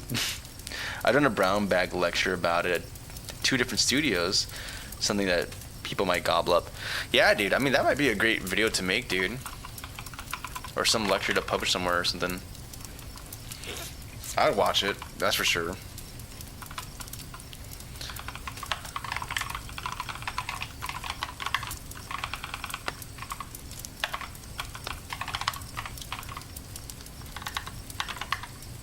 Let's see here. So we're not going to stop it. Or we're going to make it default to true, actually. So in most cases, you do want to hard cut it off, but in our case, we're not going to do that. Let's see what happens. What can go wrong? What's a good program to do if you want to get into coding? Like a project? Come on, there you go. Projects? I don't know. Hey? Okay, errors. Errors galore now. Okay. Invalid exception. Programming projects. I mean, there's some simple stuff that you're gonna start off with, like the hello worlds and whatnot, printing a pyramid and all that fun jazz. But beyond that, right? You can always try. I guess it depends on what you want to do too. Like if you're starting with C, that's one thing. If you're starting with Python, you probably want to do a different another kind of project. I mean, my personal like. I mean, I'm a game brain dude, right? So I think the first project you should try doing is just try making an object move on screen using like a game engine. That's always fun to do. Figure out how to do some basic input and stuff like that. But yeah, I really don't know.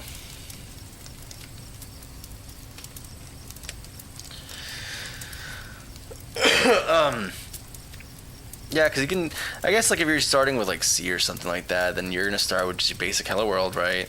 Then you're gonna learn how to take in some input, so you learn how to use like scan or whatnot, or if you're using C++, like CN and all that stuff. And then like you might want to try making some kind of application that forces you to use loops. So like something that, I don't know, like a calculator that prompts you for taking in value A and then value B and then do some kind of operation on it. Or if you want to be more fun, you can like try making a text-based adventure and see how that goes. Where like, heck, even a simple, very simple combat thing where it's like, hey, you have a bad guy, you have you, and they're turn-based. You do an action, then it's its turn to do action. That's going to force you to do a couple things. It's going to force you how to model that state. It's going to force you how to actually start managing some data that's a little bit more non-trivial. It'll force you to actually use some loops and deal with states and control flow within the loop. I think that wouldn't be bad, actually. A little turn-based combat battle sequence.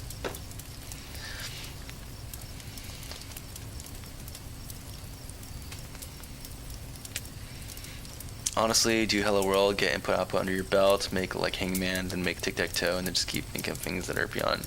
Yeah, just start somewhere and then start incrementally going past your bound, like your comfort zone. Go into something that you don't know, and you'll learn it. Okay. So we're here again. Things have gone wrong. And this is all started because I started having negative index as like a valid thing. Or not as a valid thing, but as a null initializing thing. Which, by the way, how are we getting to this point to throw this index, or this exception, if beforehand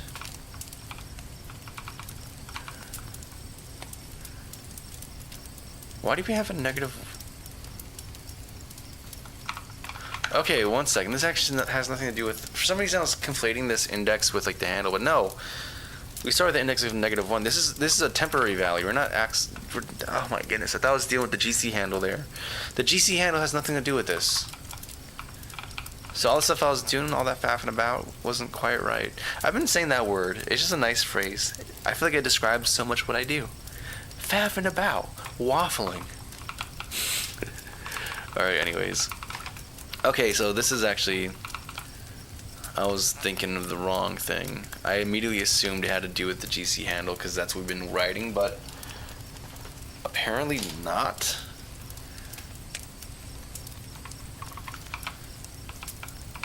So we're iterating through here. Oh, and that changes my consideration because then it's like, because then yeah, this does not, just because it's -1 does not exclude the possibility that we're reaching exhaustion of resources. That could very well be the case. But let's see, it starts at -1. If it's reserved, we continue on. And then if it's playing, we continue, and then otherwise, if it's not reserved and it's not playing, we just yoink it. We take it. And then we check to see if it's not -1.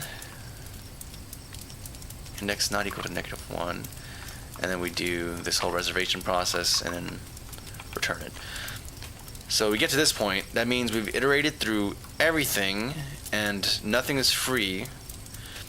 So then we go through and try to find the one that's been playing the longest, the sound effect that's been playing for the longest amount of time, the stalest audio source, and then we yoink it. So again, this doesn't account for if everything is reserved.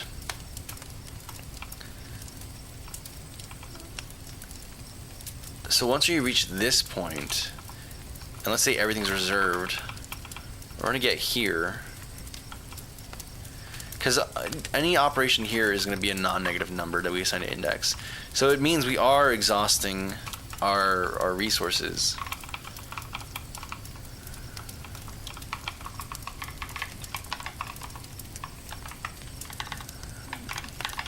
No free audio, which explains why it works for a period of time and then breaks.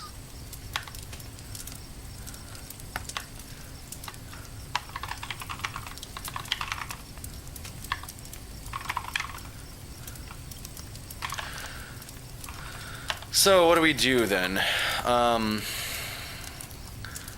Because we want to respect reservations. So we can either throw or we can say no. We're gonna take one.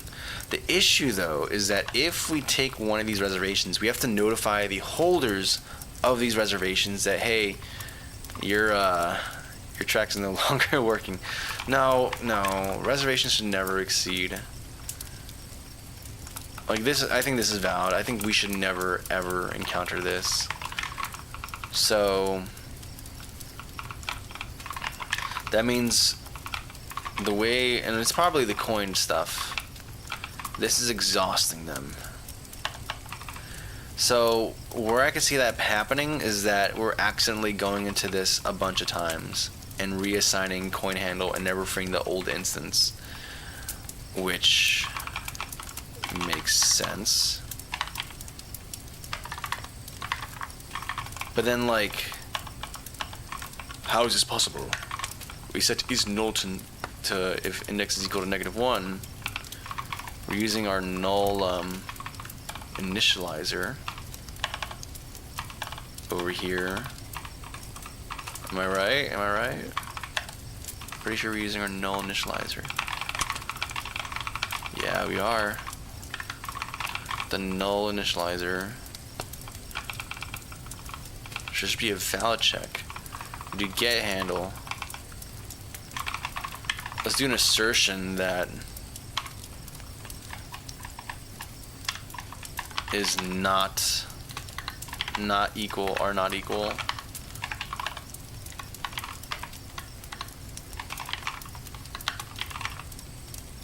-1.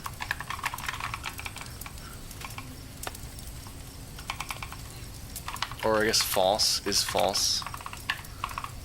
It's a better descriptor, and then we'll just do is null.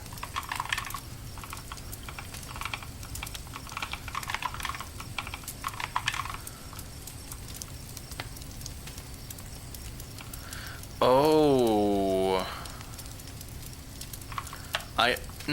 Nope, this should be fine.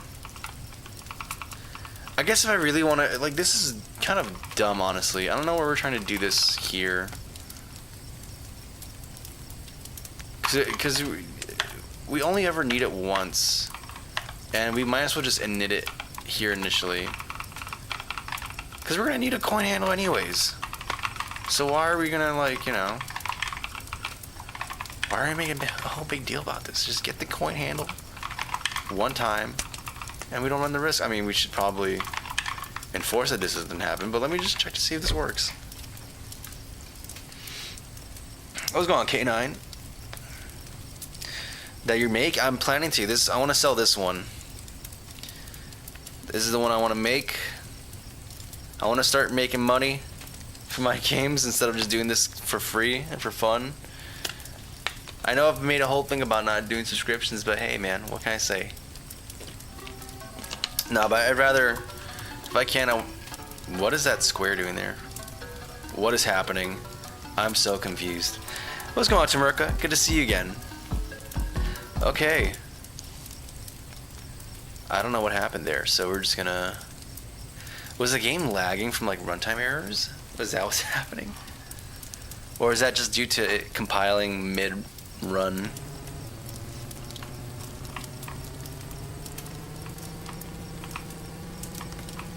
So we have the sound effects here. Things are really broken right now. I don't know how things have gotten even brokener. Oh my goodness. What does this have to do? Why is everything breaking? Why are all these errors individual instances? And this is happening at what? Pickups?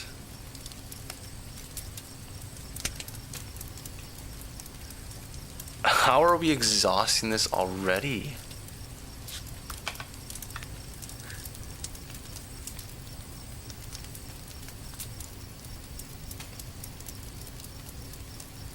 Max index is 9. Wait, did I change something by accident?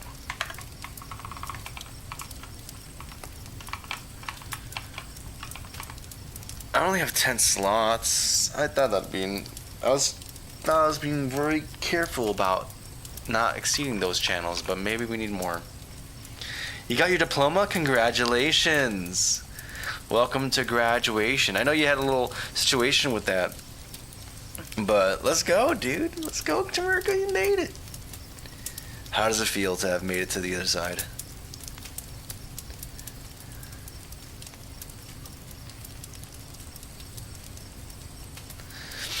Alright guys, 1 second. I'm gonna use the bathroom real quick. So, also the music went out.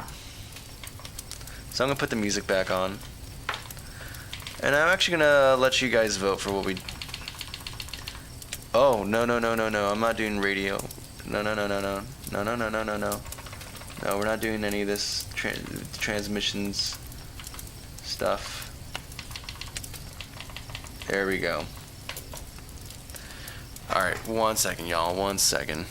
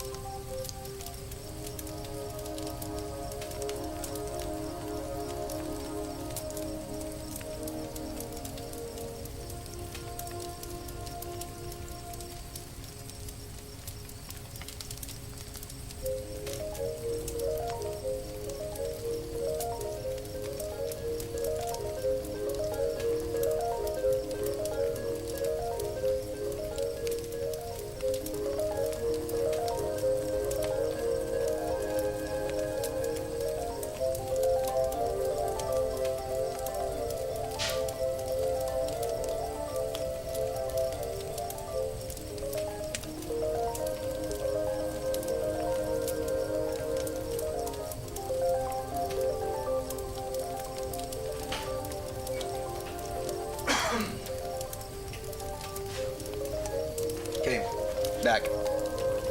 We're back. Hey, what's going on, Kai? Congrats, bro. And you made it about 10 years before obsolescence. Kai, no. Don't start with the doomer. We're not gonna be doomers here, alright? We're gonna be in this nice little bubble. We're just gonna be chilling, dude. Everyone here is a 10x programmer who will not become obsolete. Honestly, actually, the programmers just don't exist. They're just gonna be like, you know how what they say, like, what is it? You know how like companies sometimes hire a person just so that they can take the fall when something goes wrong? I feel like that's kind of what it's gonna be like. We're gonna be the person who's responsible for when all them tokens go bad. Alright, whatever. I'm gonna stop being a doomer. This is all just joshing. We're just joshing.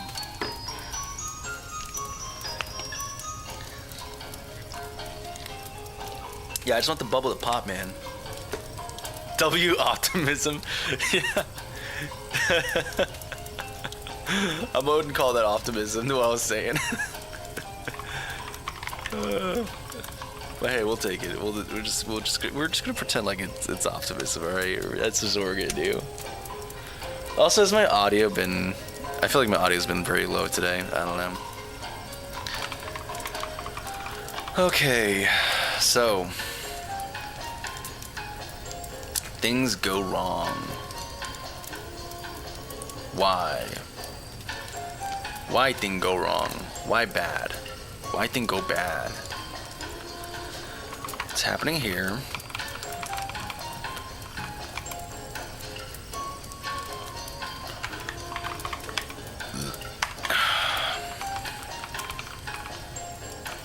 What is this called? Is this called before, no, because a init is going to be, it's contextual to the entity that we're being assigned to. So it's got to be happening well after initialize, well after like all the fundamental backend stuff has been built. So like one should be able to request coinage. And I don't think it has to do with,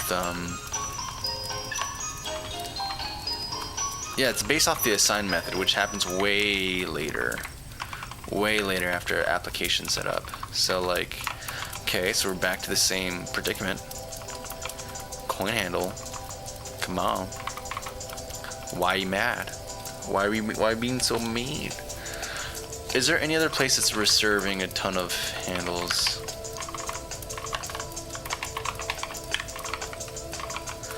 Play, every time play is called, it's reserving a handle. So I return this to false. That's probably what's going on, is that play is reserving, and it's probably not. And the reason that this hasn't cropped up earlier is that we haven't had a second thing try to get an audio handle, and now that we are the second thing trying to get an audio handle, this is causing problems. A little bit of problems. Yes. So what does one do? I could just say no, false. So we just get an audio handle for a channel that may be overwritten. Hey, we just say screw it, we ball. But or we just say, hey, there's no concept of like it's a transient play function. Like you're just gonna reserve stuff and then release them, and we just have to make sure that we don't exceed the amount.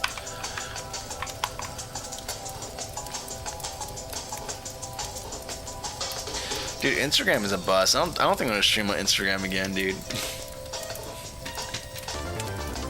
Stop.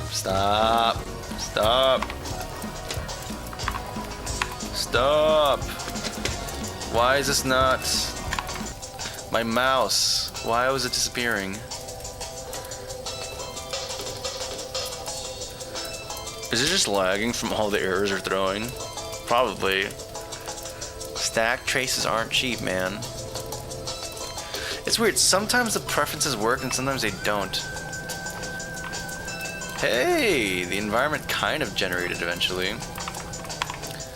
Yeah, things are going very wrong. Even with that fix we did. Though, of course, maybe it just didn't compile as well, because that happens on Linux for some reason.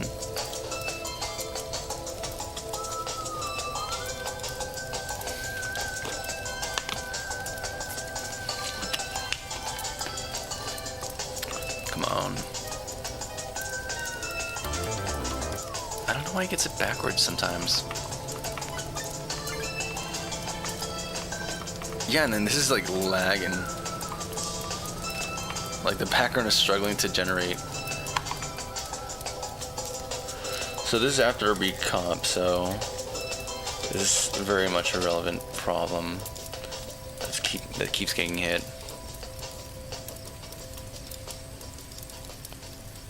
And again, we're exhausting it. I should probably include some more information about, I mean, there's not much to,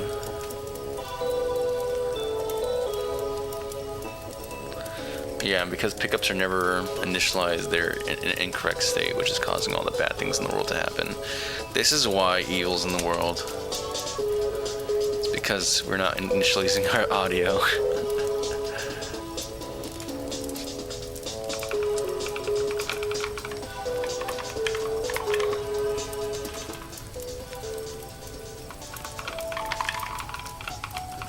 Okay. Get handle. Index. Reserve index -1.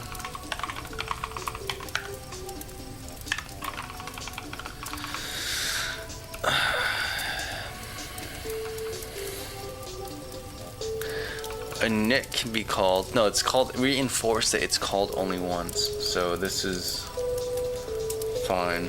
Okay, we're gonna call, this is what we're gonna do. I wanna see every single thing that is getting a handle. Every single one. In fact, actually, I'd rather see every single one that is actually successfully reserved. So either here or here.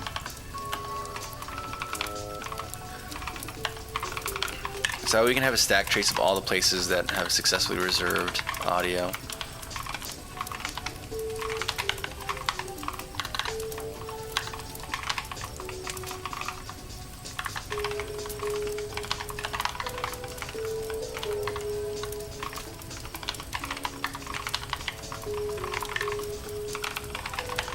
Okay, so there, and then right before return. Okay. Re-import, and then we're gonna begin.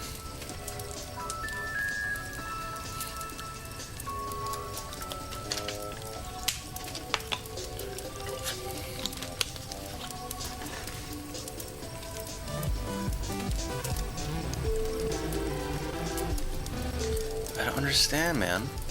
Sometimes it has the correct preferences, sometimes it doesn't. Things are still very much wrong.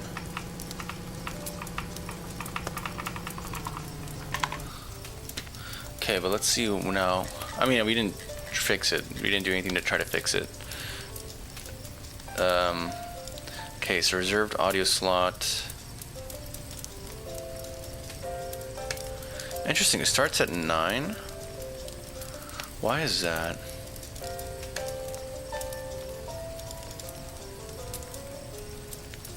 And from the player is the first one to reserve it.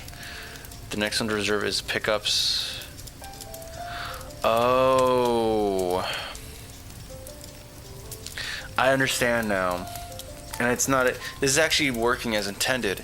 We have a ton of pickups, so we can't actually afford for each of them to reserve one. So what I'm gonna do instead is make this like a static thing, and not a per instance thing.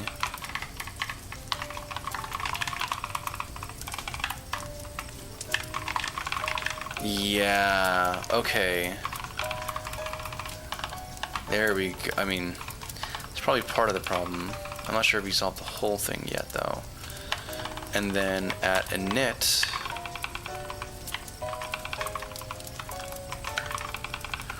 we are gonna just do, again, we're gonna have to do that comparison.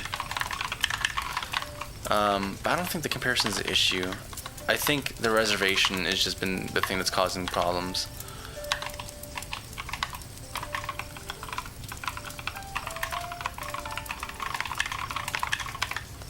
Okay. Re-import. Unironically, it's not a cope, just have faith. Yeah, man. Honestly, dude, my faith has been kind of, I mean, not my faith in general. But, no, I think with work and stuff like that, it's been kind of, I've become a bit disillusioned with this whole AI stuff, but at the same time, I still have hope. And I'm not gonna despair, and you guys shouldn't either. I think it's just different for me because I know how it is to work in a pre-AI era. Hey, it's working!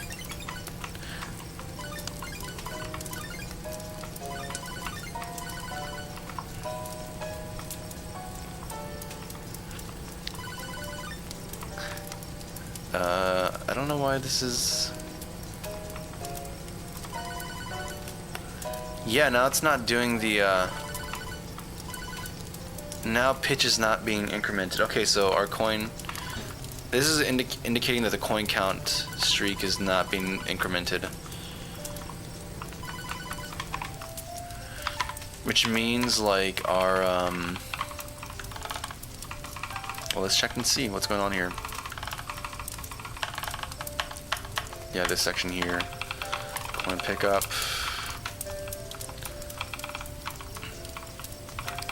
We do the coin increment, that's for sure. Then we attempt, and then we do if coin streak is 1, which means first instance,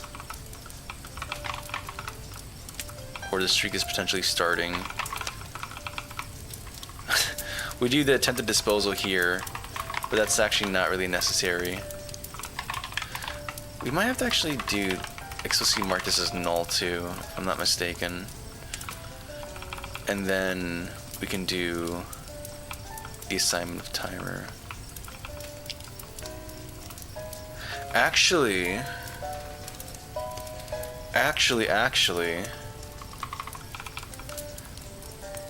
we want to do this every single time, this timer.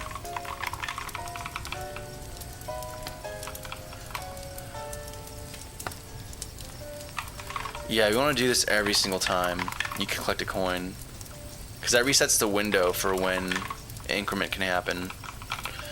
And we only want to do this, just this check for streak start when we are just to publish this event, but outside of that, yeah.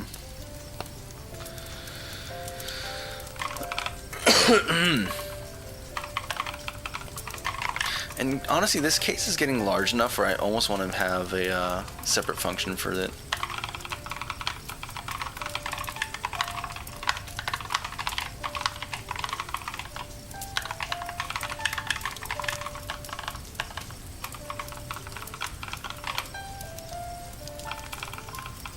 Okay, like this. And then over here.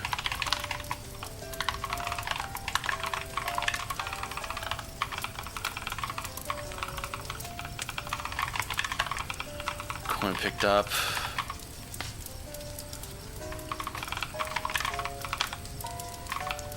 One second. So, okay, there should be a little bit more. I don't know. There's always like there's always this like want to like, oh, just compact this into a single function, but it's like this is actually make things easier for me, I guess, kind of, because you know everything related to this here, but it's just more functions to keep in your mind, because then it just breaks out to additional other functions. Whatever, forget about it, it's all right.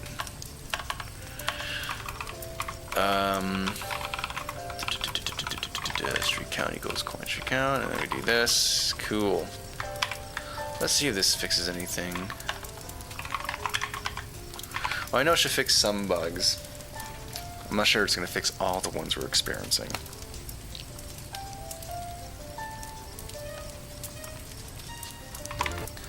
Yeah, the fact that my preferences are like saved sometimes and then not saved the other times is weird. What happened to the stake timer? I renamed it back to streak timer. Tragically.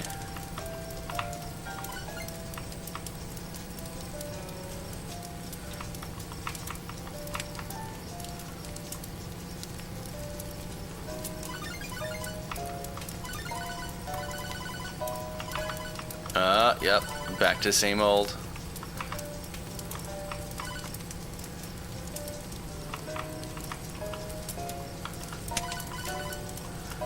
Yeah, and it's not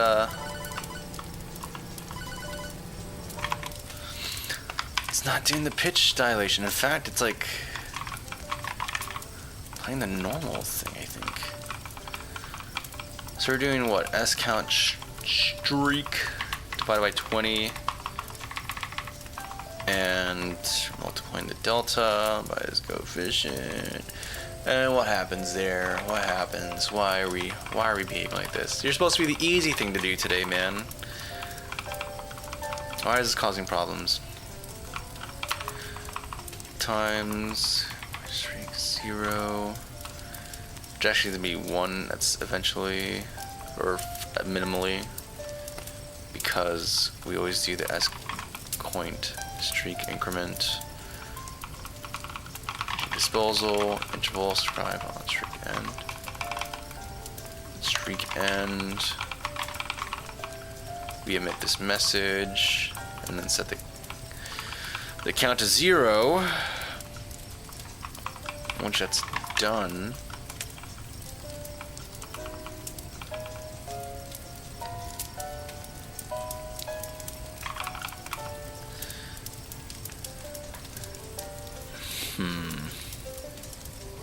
so what would cause this to always have a coin stake of like the same value? Well, it would be if coin streak is never incremented. However, every time we do on coin picked up, we're incrementing it. So that would lead me to believe that this is continuing, because this is the only place that's assigning, overriding the value of coin streak. So somehow this is calling it continuously. I know we're creating a bunch of these every single time a coin is created. I assume the disposal would handle that, so that the behavior stops, because that's typically how it works. I don't think I have to do streak timer equal null, but who knows, man. To see your i3 config? Yeah, I do actually. I have my i3 config, I think, on GitHub as well as Codeberg. On Codeberg is just Cozy Cabin Games, and you'll find my i3 config there, as well as like other terminal themes, like the terminal themes I use for this and whatnot.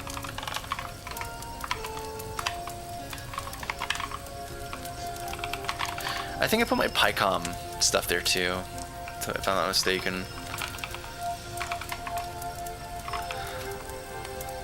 Oh, you know what? This is not going to work because we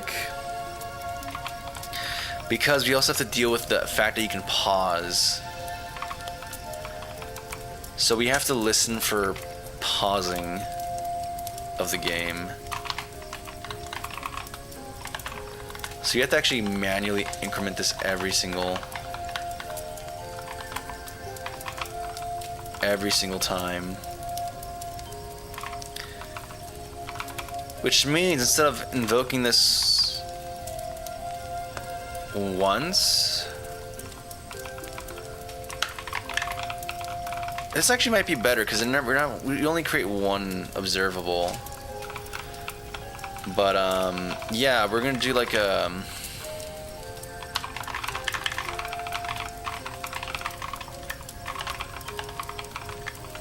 in fact, we might want to make this a unitask, so I can yield null and wait for the next frame. Or I guess it's called, yeah, we're doing it on every frame. So I can just do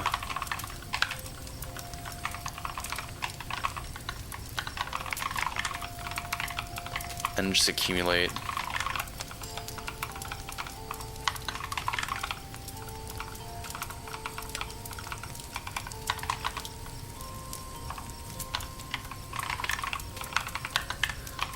And then we have to check to see if the game's paused before we do any kind of incrementation. Do I have pause in here? I do. It's not a service, it's a module. Is paused, we return. Otherwise we do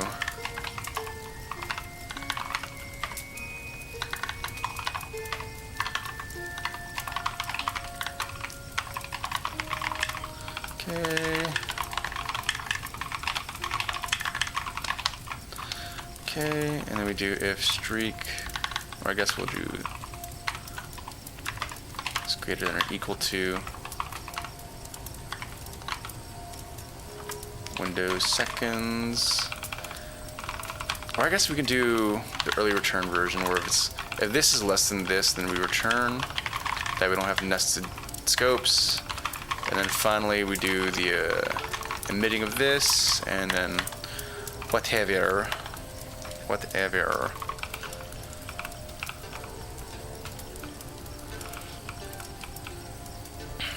I want to make sure that this doesn't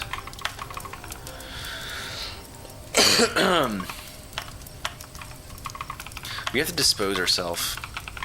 That's what we need to. It sounds bad, but it's just what has to happen. We gotta dispose ourselves here. And say no more.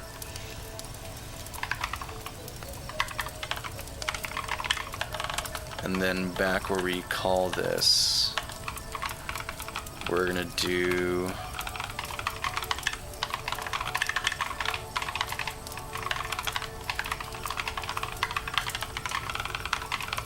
This assignment here. Else.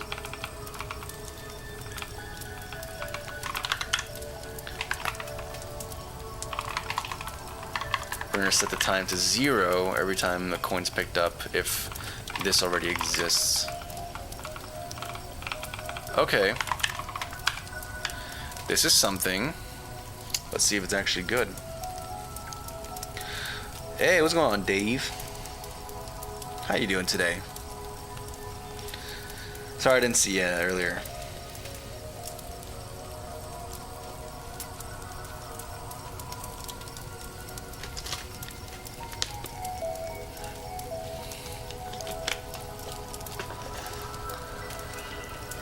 Okay. Nope, stop. Now actually load the thing, dude. Hey, what's going on, Motivational Life? Good to see you, man. How we doing today?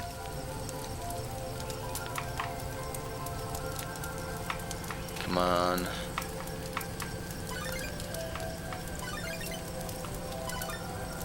Okay.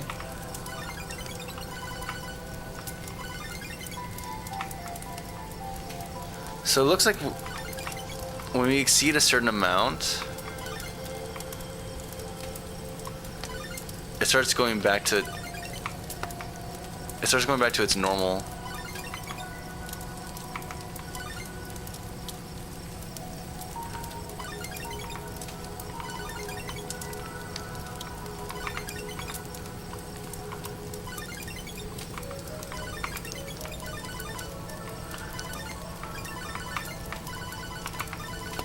See? It's weird. Oh, and the screen space shader is not working correctly either.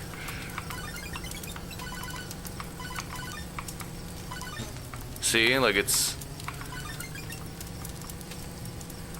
either Streak is behaving weird or.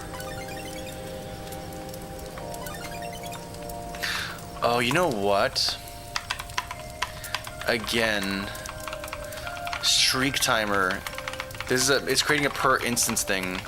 But we need this to be a static thing. That's why. Again, weird. Because I forget that this is a single instance thing, a static thing. But all this stuff is done on a per instance basis. Yeah. I understand now. I understand where the things have gone wrong.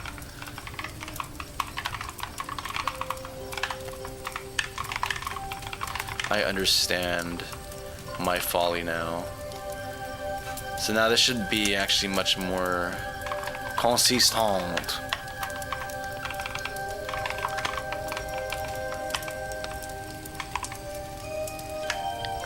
Are you working as a game developer or is it just you?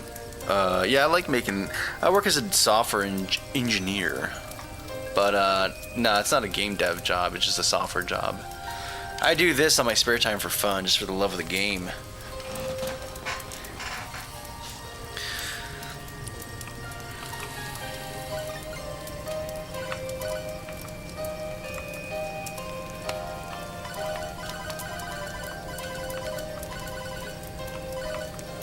I don't know why the pitch is not. Now it's just straight up just not working. It's refusing to work.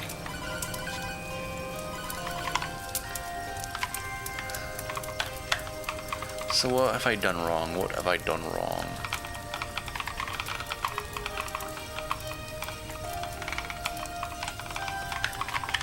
Streak. Oh, wait a second.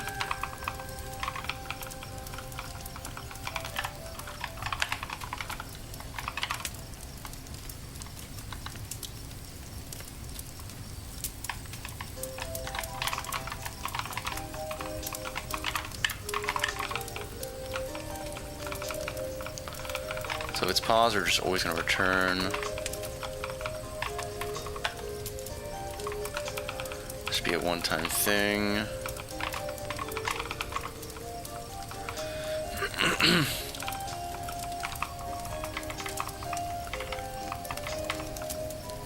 So while this is listening to that, and then finally we publish the message, set the coin streak back to 0, and then dispose this and mark it as null. Seems reasonable to me. And then if this is null, we're just gonna do this. Otherwise, set it to 0. So only this observable is going to handle its unsubscription. Ah, brother.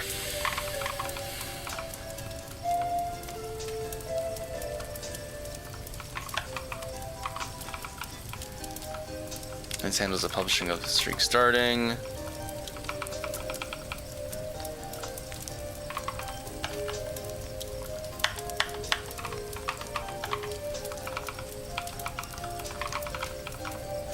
Maybe I want to clamp this maybe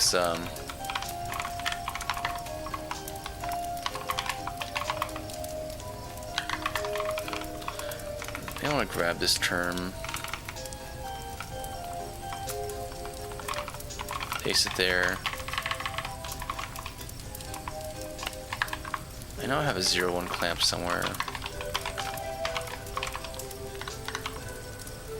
I have a wrap function, I don't have a math. Really? I don't have a clamp 0-1? Oh, the math F has me covered. No, but I don't want to clamp within the 0 to 1 range. I want to clamp within... What do we want to clamp within? Can you show me the thing? I just want to know what is value min-max. Okay, cool. Perfect.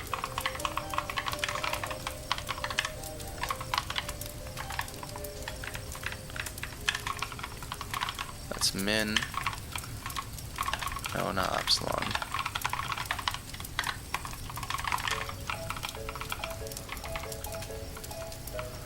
I'm sorry. Where is my coin pitch max? Oh, high. Whoops. Okay, cool. So we have this pitch coefficient. We're clamping it within this range.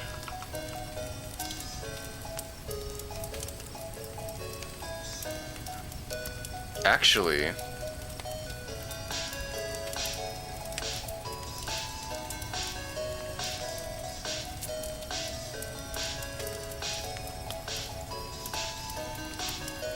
this is working within the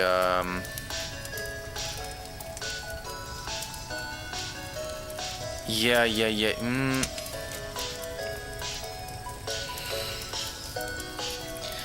I need to clamp this from 0 to coin delta, actually. I'm pretty sure that's how it's gonna work.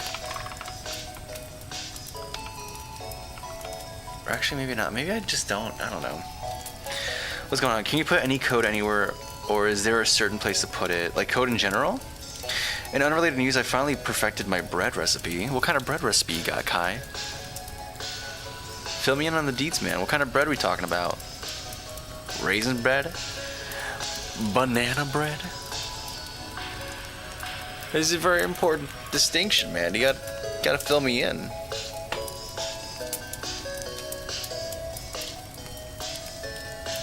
Yes, code in general. Yeah, there's a very proper way to place code. What are you building? I'm working on a game. I'm trying to do pitch modulation right now. It kind of works. I'm trying to cover some cases for why it might not be working the way I want it to, but we'll see. The BGM sounds so cool. It was going Jocelyn. Yeah, so this song is from the first game I ever purchased on Steam when I was in middle school. It's called Dust Force. It's my beloved.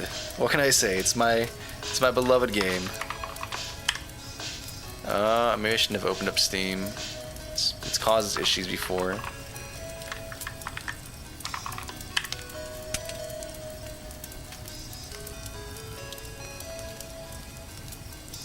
It's being weird. Okay, whatever. Dust Force is a great game, though. Hey, there you go. Here's my Steam. Yeah, I love the music from that game. Yeah, this one. 2D platformer. Very nice. I love it. Sourdough Bro. I've kept my starter alive for almost a month. Let's go, dude. You're a man who has his own starter. Let's go. A man of culture. Oh, you know what? Actually, for this, it could have just been... Now that I think about this, this could have just been a 0-1 thing. This really just could have been clamp 0-1, and it would have been fine. And then we just multiply this by the pitch coefficient, and life is happy. I'm not sure if it's going to fix my problems, but hey, it's like one thing removed, right? One problem removed. What if I had volume modulate as well? Let's probably not do that right now.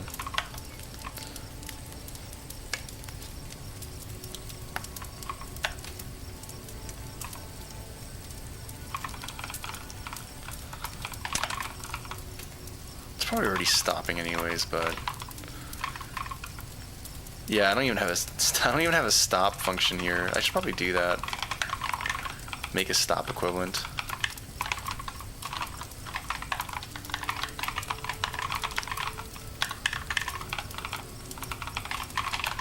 We're just wrapping the source at this point, but whatevs.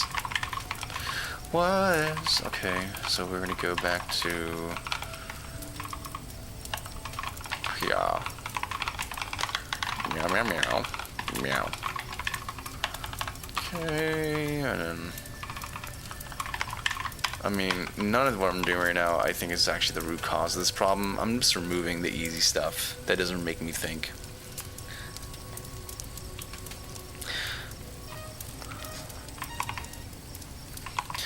I've always wanted to make my own bread. Never done it though. Do you write comments? On occasion. If it's gonna be read by other people, probably. I write for my own stuff too. Like if it's not obvious, or if I want to communicate the intention of it, I'll write comments. But I try to allow the code to actually describe what it's doing. But there's times where it's just not obvious, just due to the nature of the domain. Okay, am I going crazy? I'm not hearing the pitch modulation.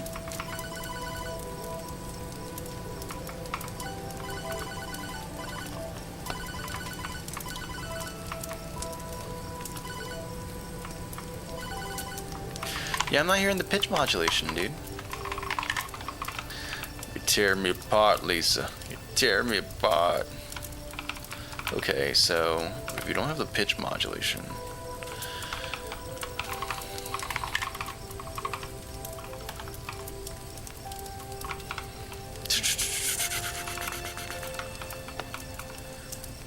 because we're multiplying this by the normalized value from 0 to 1.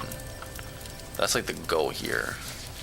So what if I remove the or lower the denominator to be like, hey, you get to the maximum pitch at like 5 notes. What if we just do that? Or 5 coins.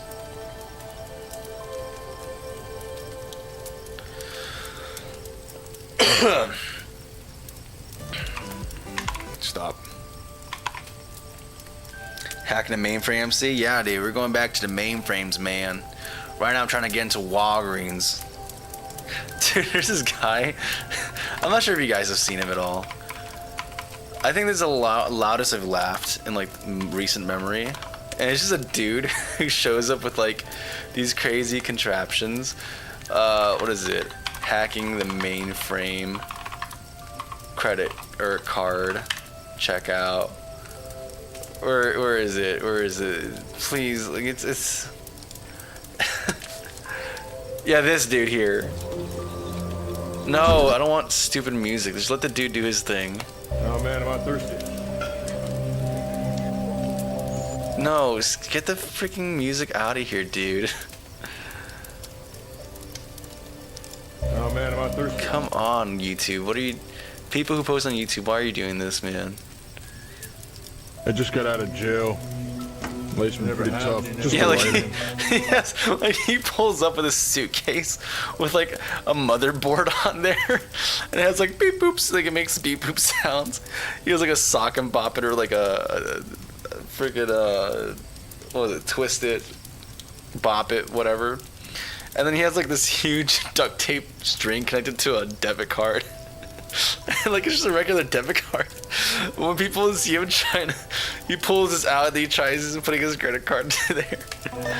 It just kills me, Chip inside man. the chip reader. Hey. Gosh, this stupid music, dude. Just let the man do his thing in peace, man. It's funnier that way. Why are we? You get the idea. Just find the dude. You'll find it. It's so obnoxious. Why would you do that? Oh, whatever. You get the idea.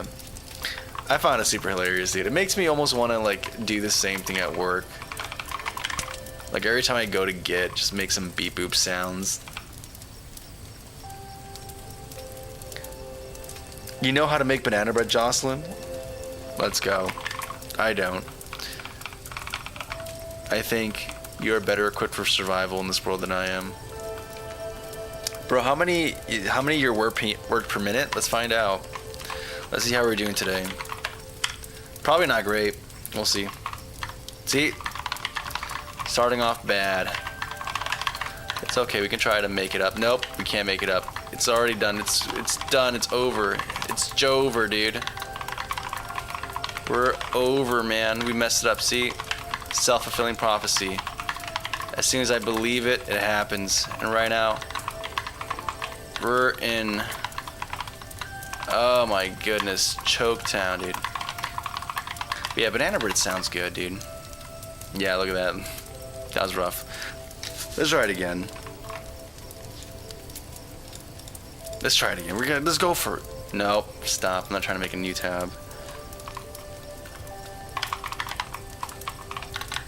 Nope, it's over, dude. 2 words in, it's over, dude. I would like to go into a baking arc one day. But I don't know, man. These grocery store prices, I don't want to like spend that much money on like I know making mistakes is how you learn. But I just kind of don't. Oh, we did worse. We did. Well, there you go. There's your word per minute, man. Been using vibe coded sites to see my word per minute. Oh my goodness.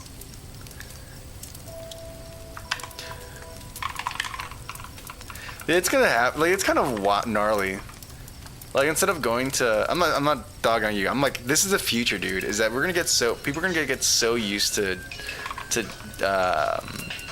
vibe coding agents that instead of going to a website, it's just easier to just tell Claude, hey, dude, make a website for like, I don't know, getting the weather today.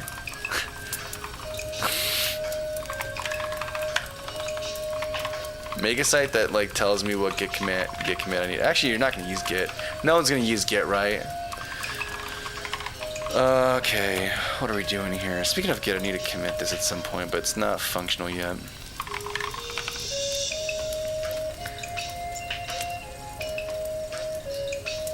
Mega Man, how long you been? He's been there for a minute. I think I just have the lights off. But, you know, I'm kind of a Mega Man stan. Always loved me my Mega Man. What am I doing? I was doing something. Right. Things are not working. Within the pickups. Right. And it has to do with this function here, I'm guessing. We're calling this on pickup, so okay. So far, so good. do the on-coin pickup. I need to figure out a way to audit this, like some kind of assertion, so that when it's doing something that's not supposed to,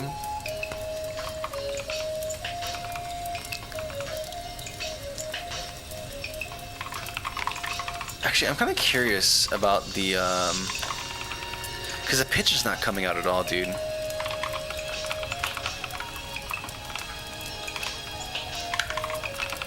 And so far, my understanding is like,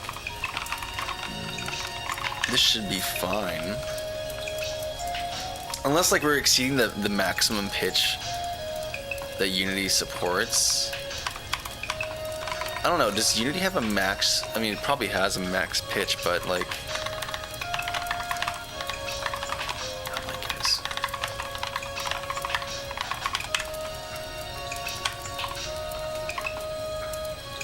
Okay. No, you can have pitches of like 4 and 5. We're well within our range.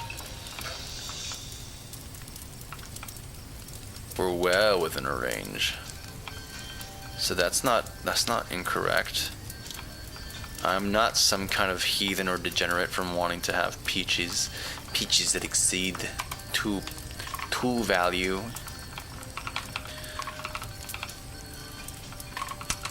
So why am I the bad guy? Let me do a 1.5 seconds. Just to be a little bit more forgiving. Cons. Coin streak. Yeah, you're static. You're good. You're a good dog. Okay, you know what? What's going to be helpful, and we're going to have to do this anyways. I want to have the streak counter. So we're just going to do that. Have it visible in game. That's going to be easier for me to work with without having to have the inspector open and...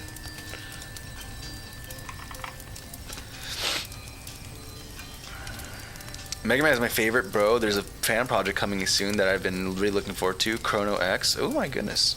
I've never heard of it, honestly. I think, honestly, the closest thing I've done to Mega Man as of late has been grinding a ton of Mighty Gunvolt Burst. That's been my go-to as of late. Outside of, like, replaying Mega Man Classic and X games on emulators. Yeah, it's the only thing that's really got my fix. It's really good for the perfectionist in me. It has rankings and stuff like that. Speed bonuses. Surprisingly, like, Mighty number 9, I guess is that's what people say. Mighty Gunvolt Burst. It's pretty nice, honestly, dude. That's actually pretty good. Kind of peak, dude.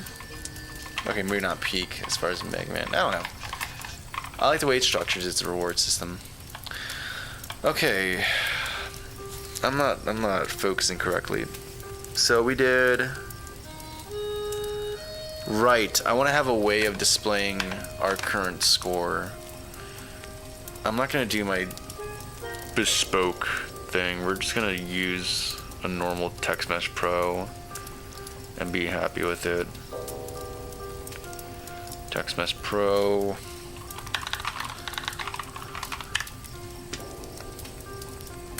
We're going to move you over here.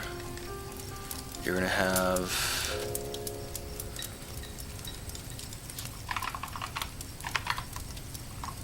I don't know, 32 or something. Font size are going to make you big. Very large.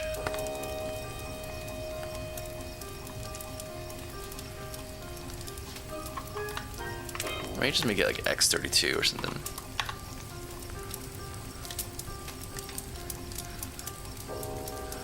And then why is this being... Oh, right, because you're not... Okay. So we're going to do like this here. And then within shop view... Or not shop view, within the game view... We don't need this decompiled stuff anymore. We're not dealing with that. We're not dealing with button utilities anymore. We got the things we needed. We can exit out of here. Game view... We have to provide the references we need.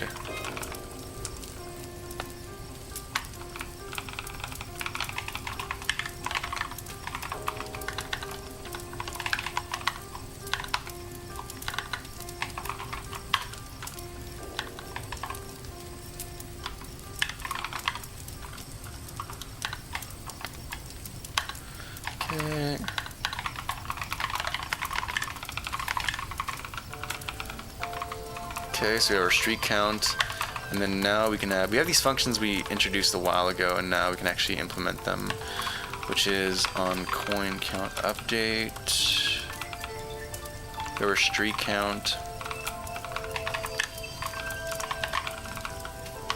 We're gonna devise some way of like actually calculating a multiplier, but we're not gonna do that right now. We're just gonna straight up set text.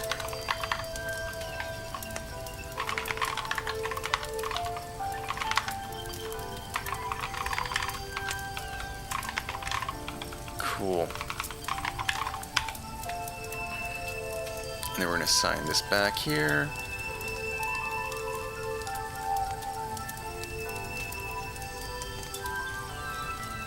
Did it recompile? I guess I have to make it recompile. Okay, here we go. What's going on, Cornelius? Post-grad, my school gave me my school laptop to keep, and I've got Fedora set up on it, and it's actually really nice to use now that it's not running Windows 11. Let's go, dude. It's got Dolby Audio and pen with a touchscreen. Yo! You're living the life, Cornelius. That sounds really nice, dude. Dude, not even the nice laptops have that going on nowadays.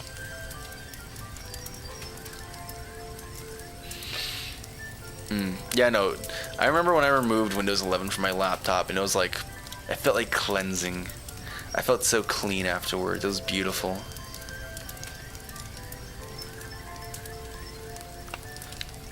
That's sick of your school to let you keep your laptop, though. Though I guess I wonder how hard it is to... I guess they could just say we're not going to give you your diploma until we get your laptop or something.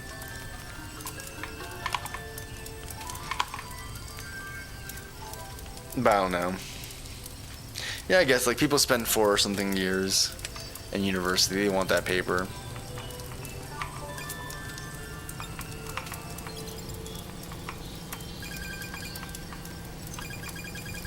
Interesting. Okay, so streak is stuck at 1.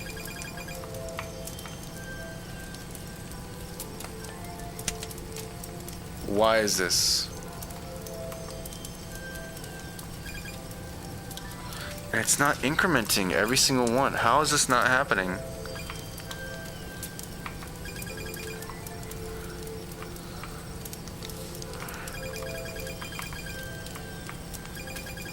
This is so strange. Also the camera, my bad.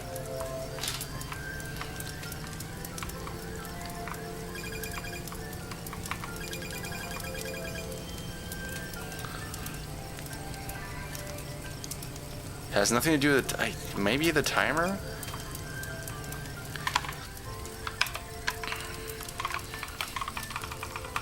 Yeah, because what happens here? Oh, I know what's happening. I know what's happening. We're super close. I know what's the issue.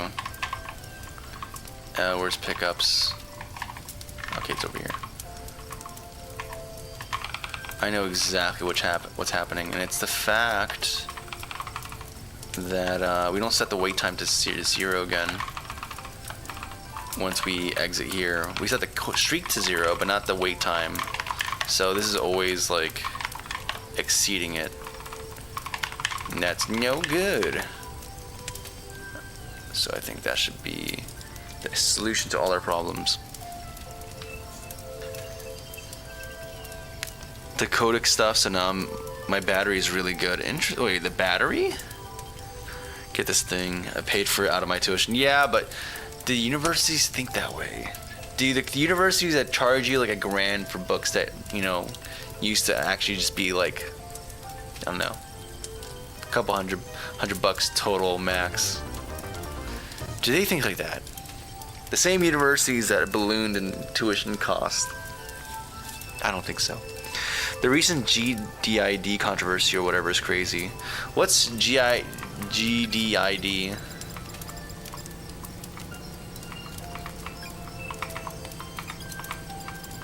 Nice.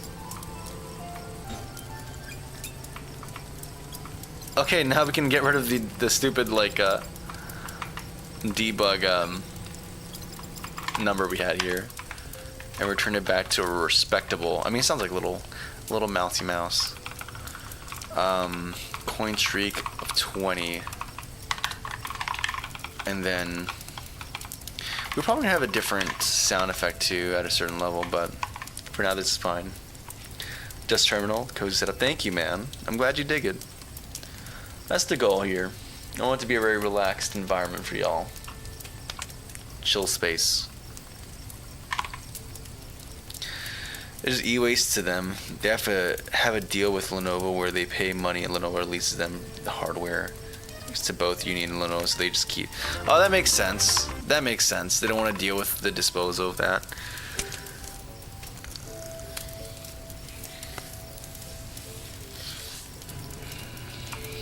Yeah, I didn't even think about it that way, but I guess it makes sense.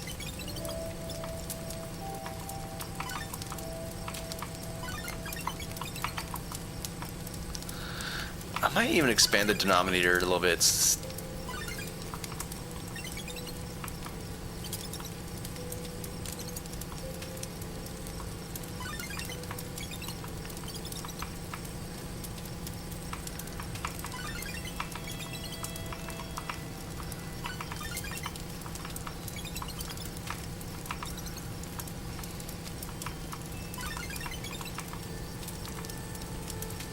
Okay, this is working. I'm gonna expand it a little bit more. I might even adjust the ranges a little bit further so that the low is even lower. So maybe like 6 or something.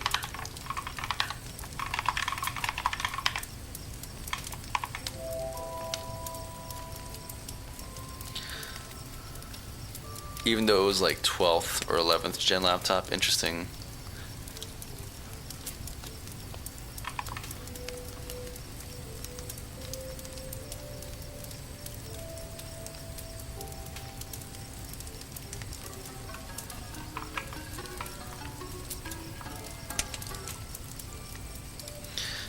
I'm gonna have to fix this audio issue. And through a new MOBO that was specifically compatible with Windows 11. Interesting.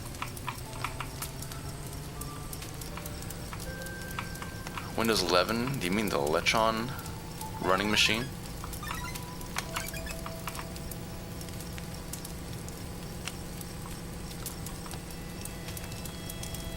Dude, I'm not gonna lie, the whole streak thing and then the sound incrementing is like actually doing something.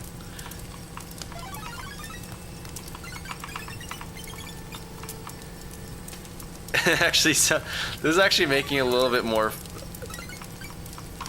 It's getting that monkey brain dopamine thing for me, which is great. Let me actually start implementing more robust logic here. Slide elements. Just game over. On what? On streak started.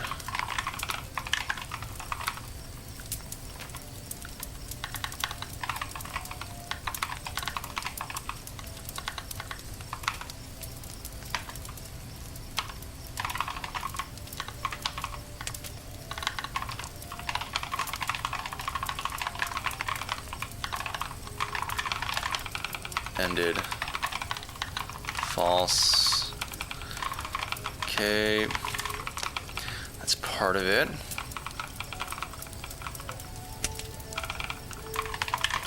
So now I can actually see when the streak happens. I also want to have like a little bit of like, you know, a little more liveliness to it. So we're gonna have the scale be incremented. Every single coin get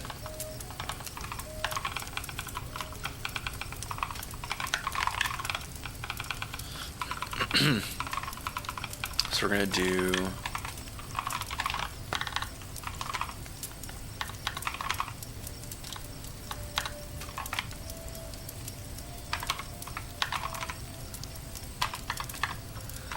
equals, I don't know, vector 3 3.1 times like maybe it bumps up by like a factor of 4 and then quickly lerps back to 1.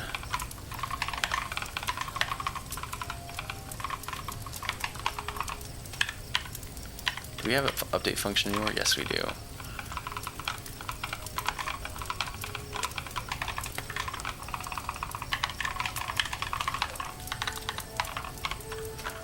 Okay, lerp.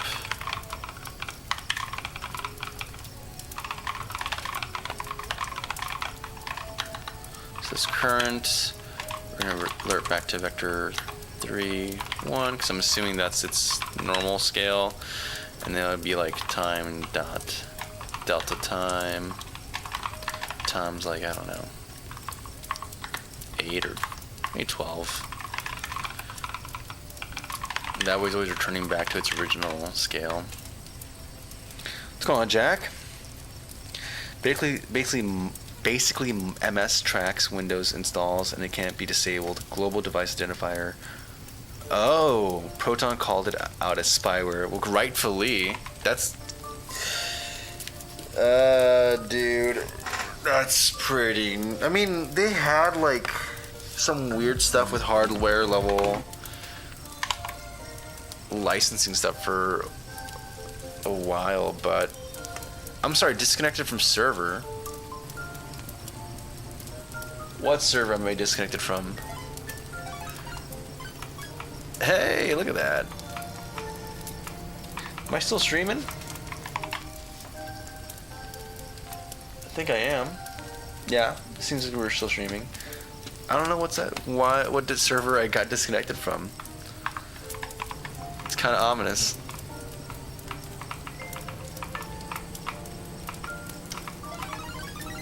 Oh my goodness. Maybe 5's too much. And we have to center this too. But tell me, does this not feel more gamified?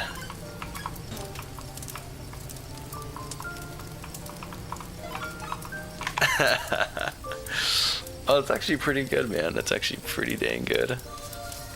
I actually feel pretty pleased as punch with that. Let me change the pivot to be... Well, actually, Text Mesh Pro, let's make sure you're centered. And that's probably going to fix some of this. Though not all of it.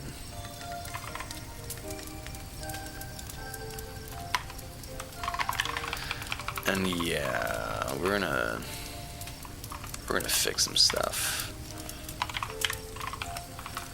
Yeah. 4 might be a little much. Let's do like 2.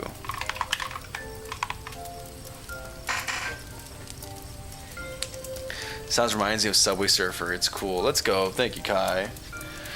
Yeah, we're kind of making a brain rot game, if I'm gonna be honest with you. Like, I kind of wanted to avoid that, but it's kind of just emerging. I guess for any casual focus game, that just kind of happens. What can I say, man? You can't fight the rot.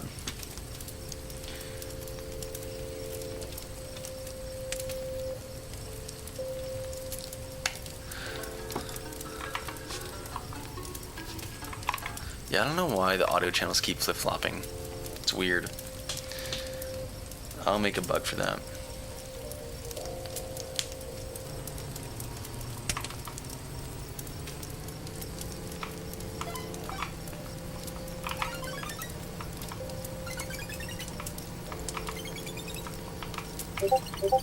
Oh yeah, baby. All the dopamine.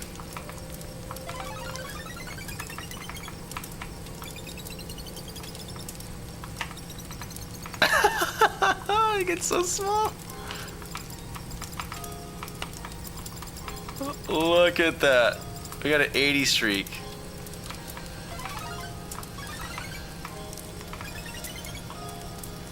Maybe I'll lower the streak window to be a little bit smaller.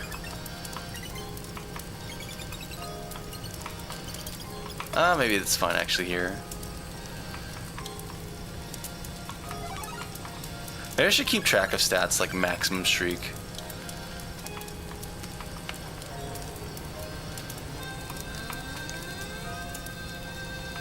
Yeah, screen shaders, space shaders are not working as intended, but whatever.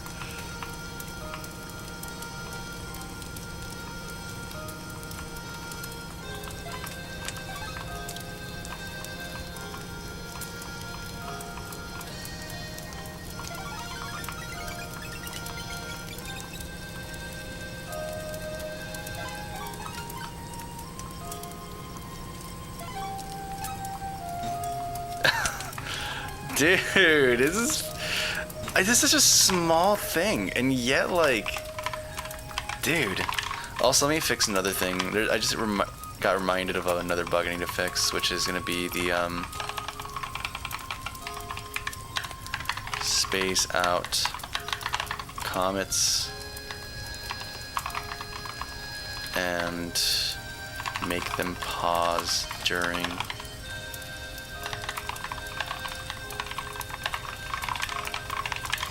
Okay, cool.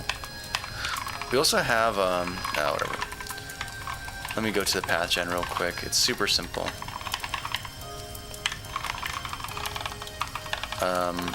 Where's the comments at?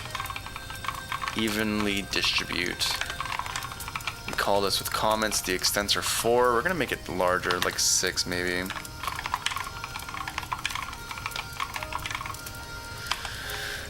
Oh man.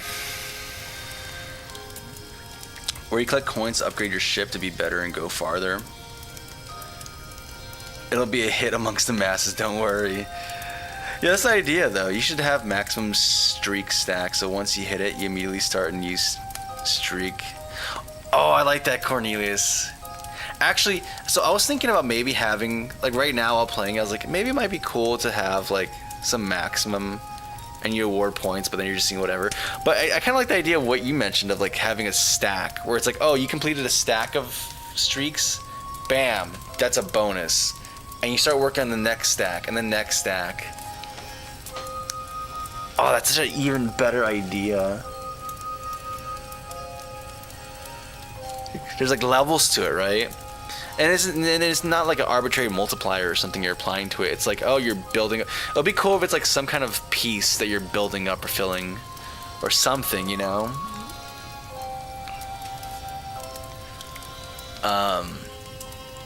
That would be super cool, actually. Let me write this down so I don't forget. So we did the coin pickups, and we have the pitch increases. We explained the done in award points. We haven't done that. That's kind of there, but not quite.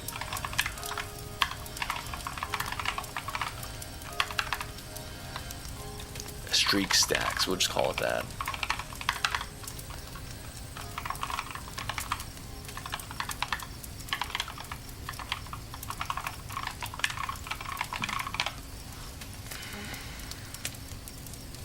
And instead of immediately losing your whole streak, you lose a streak per streak. Instead of immediately losing your whole streak, you lose timeout interval instead of the whole. Yeah, that's true. That's true. Like the stacks you collected during that point, you still keep at least. Yeah, dude. I'm liking this idea, man. Cornelius, you're spitting some great ideas right now. We didn't do the player relative toggles today, which is the thing I wanted to do. It's alright, I guess.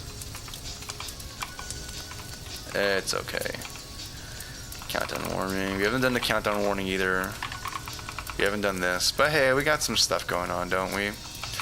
We have the spaced out comments. That should be better now. Let me try building this, dude. How's progress? We got coins. We got coins popping up. We got coins looking, increasing in sound, and we're gonna add this streak-based thing. It's crazy how that little thing just makes this feel so much more gamey, dude. Let me pause the music real quick, and we're gonna put the actual music for the game. 1 second.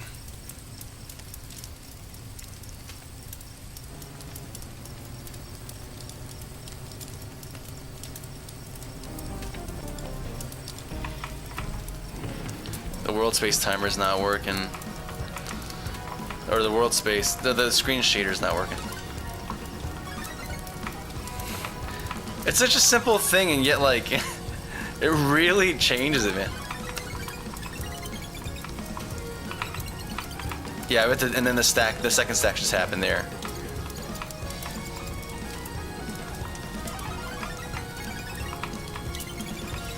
It's a little thing, but like it just, yeah. You also made mobile input feel better, so I actually decided to switch to the relative joystick to actually invisible on-screen buttons, and it actually made the game feel way funner on mobile, and also allowed me to do certain types of levels that I couldn't do before.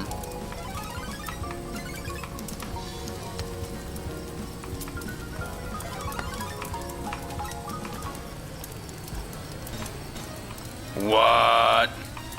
What was that? That was a crazy bug. What was that, dude? Oh, that's for level 1 of the test. So we spaced out the comments more now. Oh, yeah. The text mesh pro is gone. It's missing. Something's gone wrong.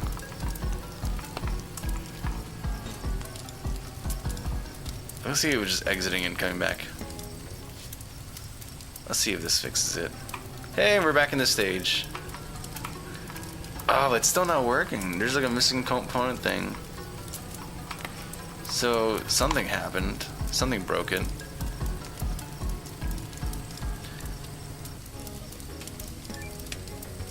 Sound effects are working here though. There's a static thing that's going wrong. I don't know what that is. That's actually very strange.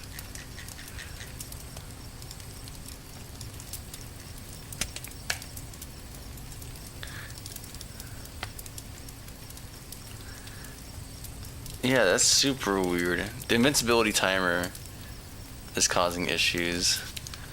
You have to do a null coalescing operator on it. Weird that would cause issues.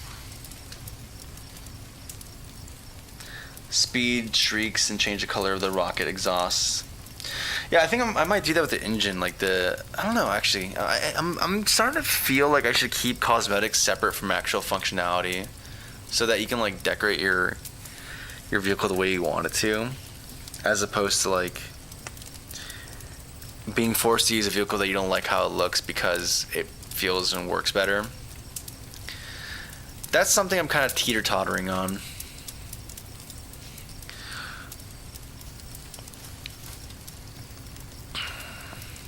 The engine's like the thing we can like play around with the most with, but like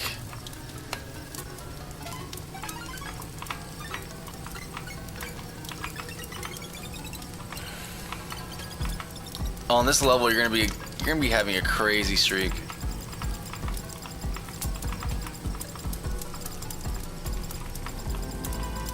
And now we're in the hundreds.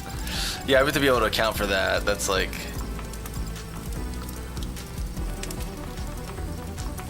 yeah, I have to account for that. Or maybe, yeah.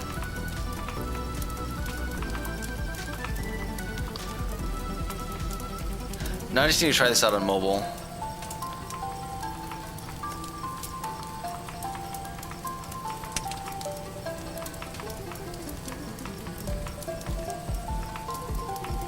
Yeah, there's no coins here, man. I need to do something about this.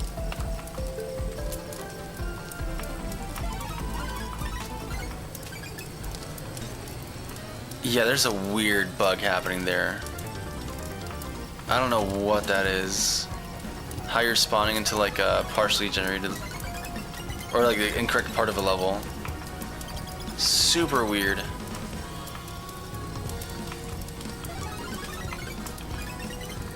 I might make the streaks more, less permissive. Have a tighter window instead of like, I don't know.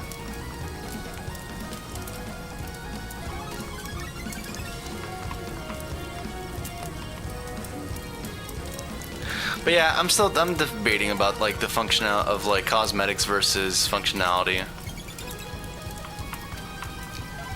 Anyways, here's a look at the game though. Here's a look at it. We're gonna start making the UI look better too and everything. Little by little. And we have to change this to be like a Y2K like computer website on a CRT. So many changes to make, dude, but the game is getting closer, man. It's getting closer and closer to done. I'm excited, dude. I'm excited. Alright, ladies and gentlemen, we've reached the end of the stream. Thank you all for watching. Hopefully you guys had a good time. You can make it such that the player could customize each streak stage. Huh. Like each streak, oh, or like each streak, because you mentioned like the exhaust color. Yeah. Huh. I don't know. We'll see. I like this idea though. I'm gonna have to experiment with it because like yeah, the options here I'm like debating them more and more. Cause there's some engines like this one, it's only usable if you equipped a machine that's heavy, a hull that's heavy, like this one. That way it balances out, kind of. But, and there's like a trade-off because it's heavier and it gives you more, but it's not really a trade-off either. So I don't know, man. Design-wise, I don't know what we're gonna do. Jeez, dude, that's like crazy. You can see the edge of the world too.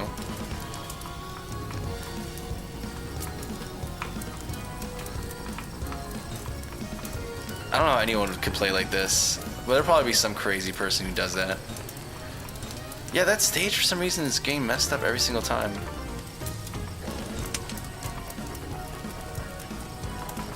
I need to change the random selection algorithm too. Oh well. But yeah, thank you guys for watching. Always happy to share the progress with y'all. And until next time, God bless and stay cozy. Bye-bye.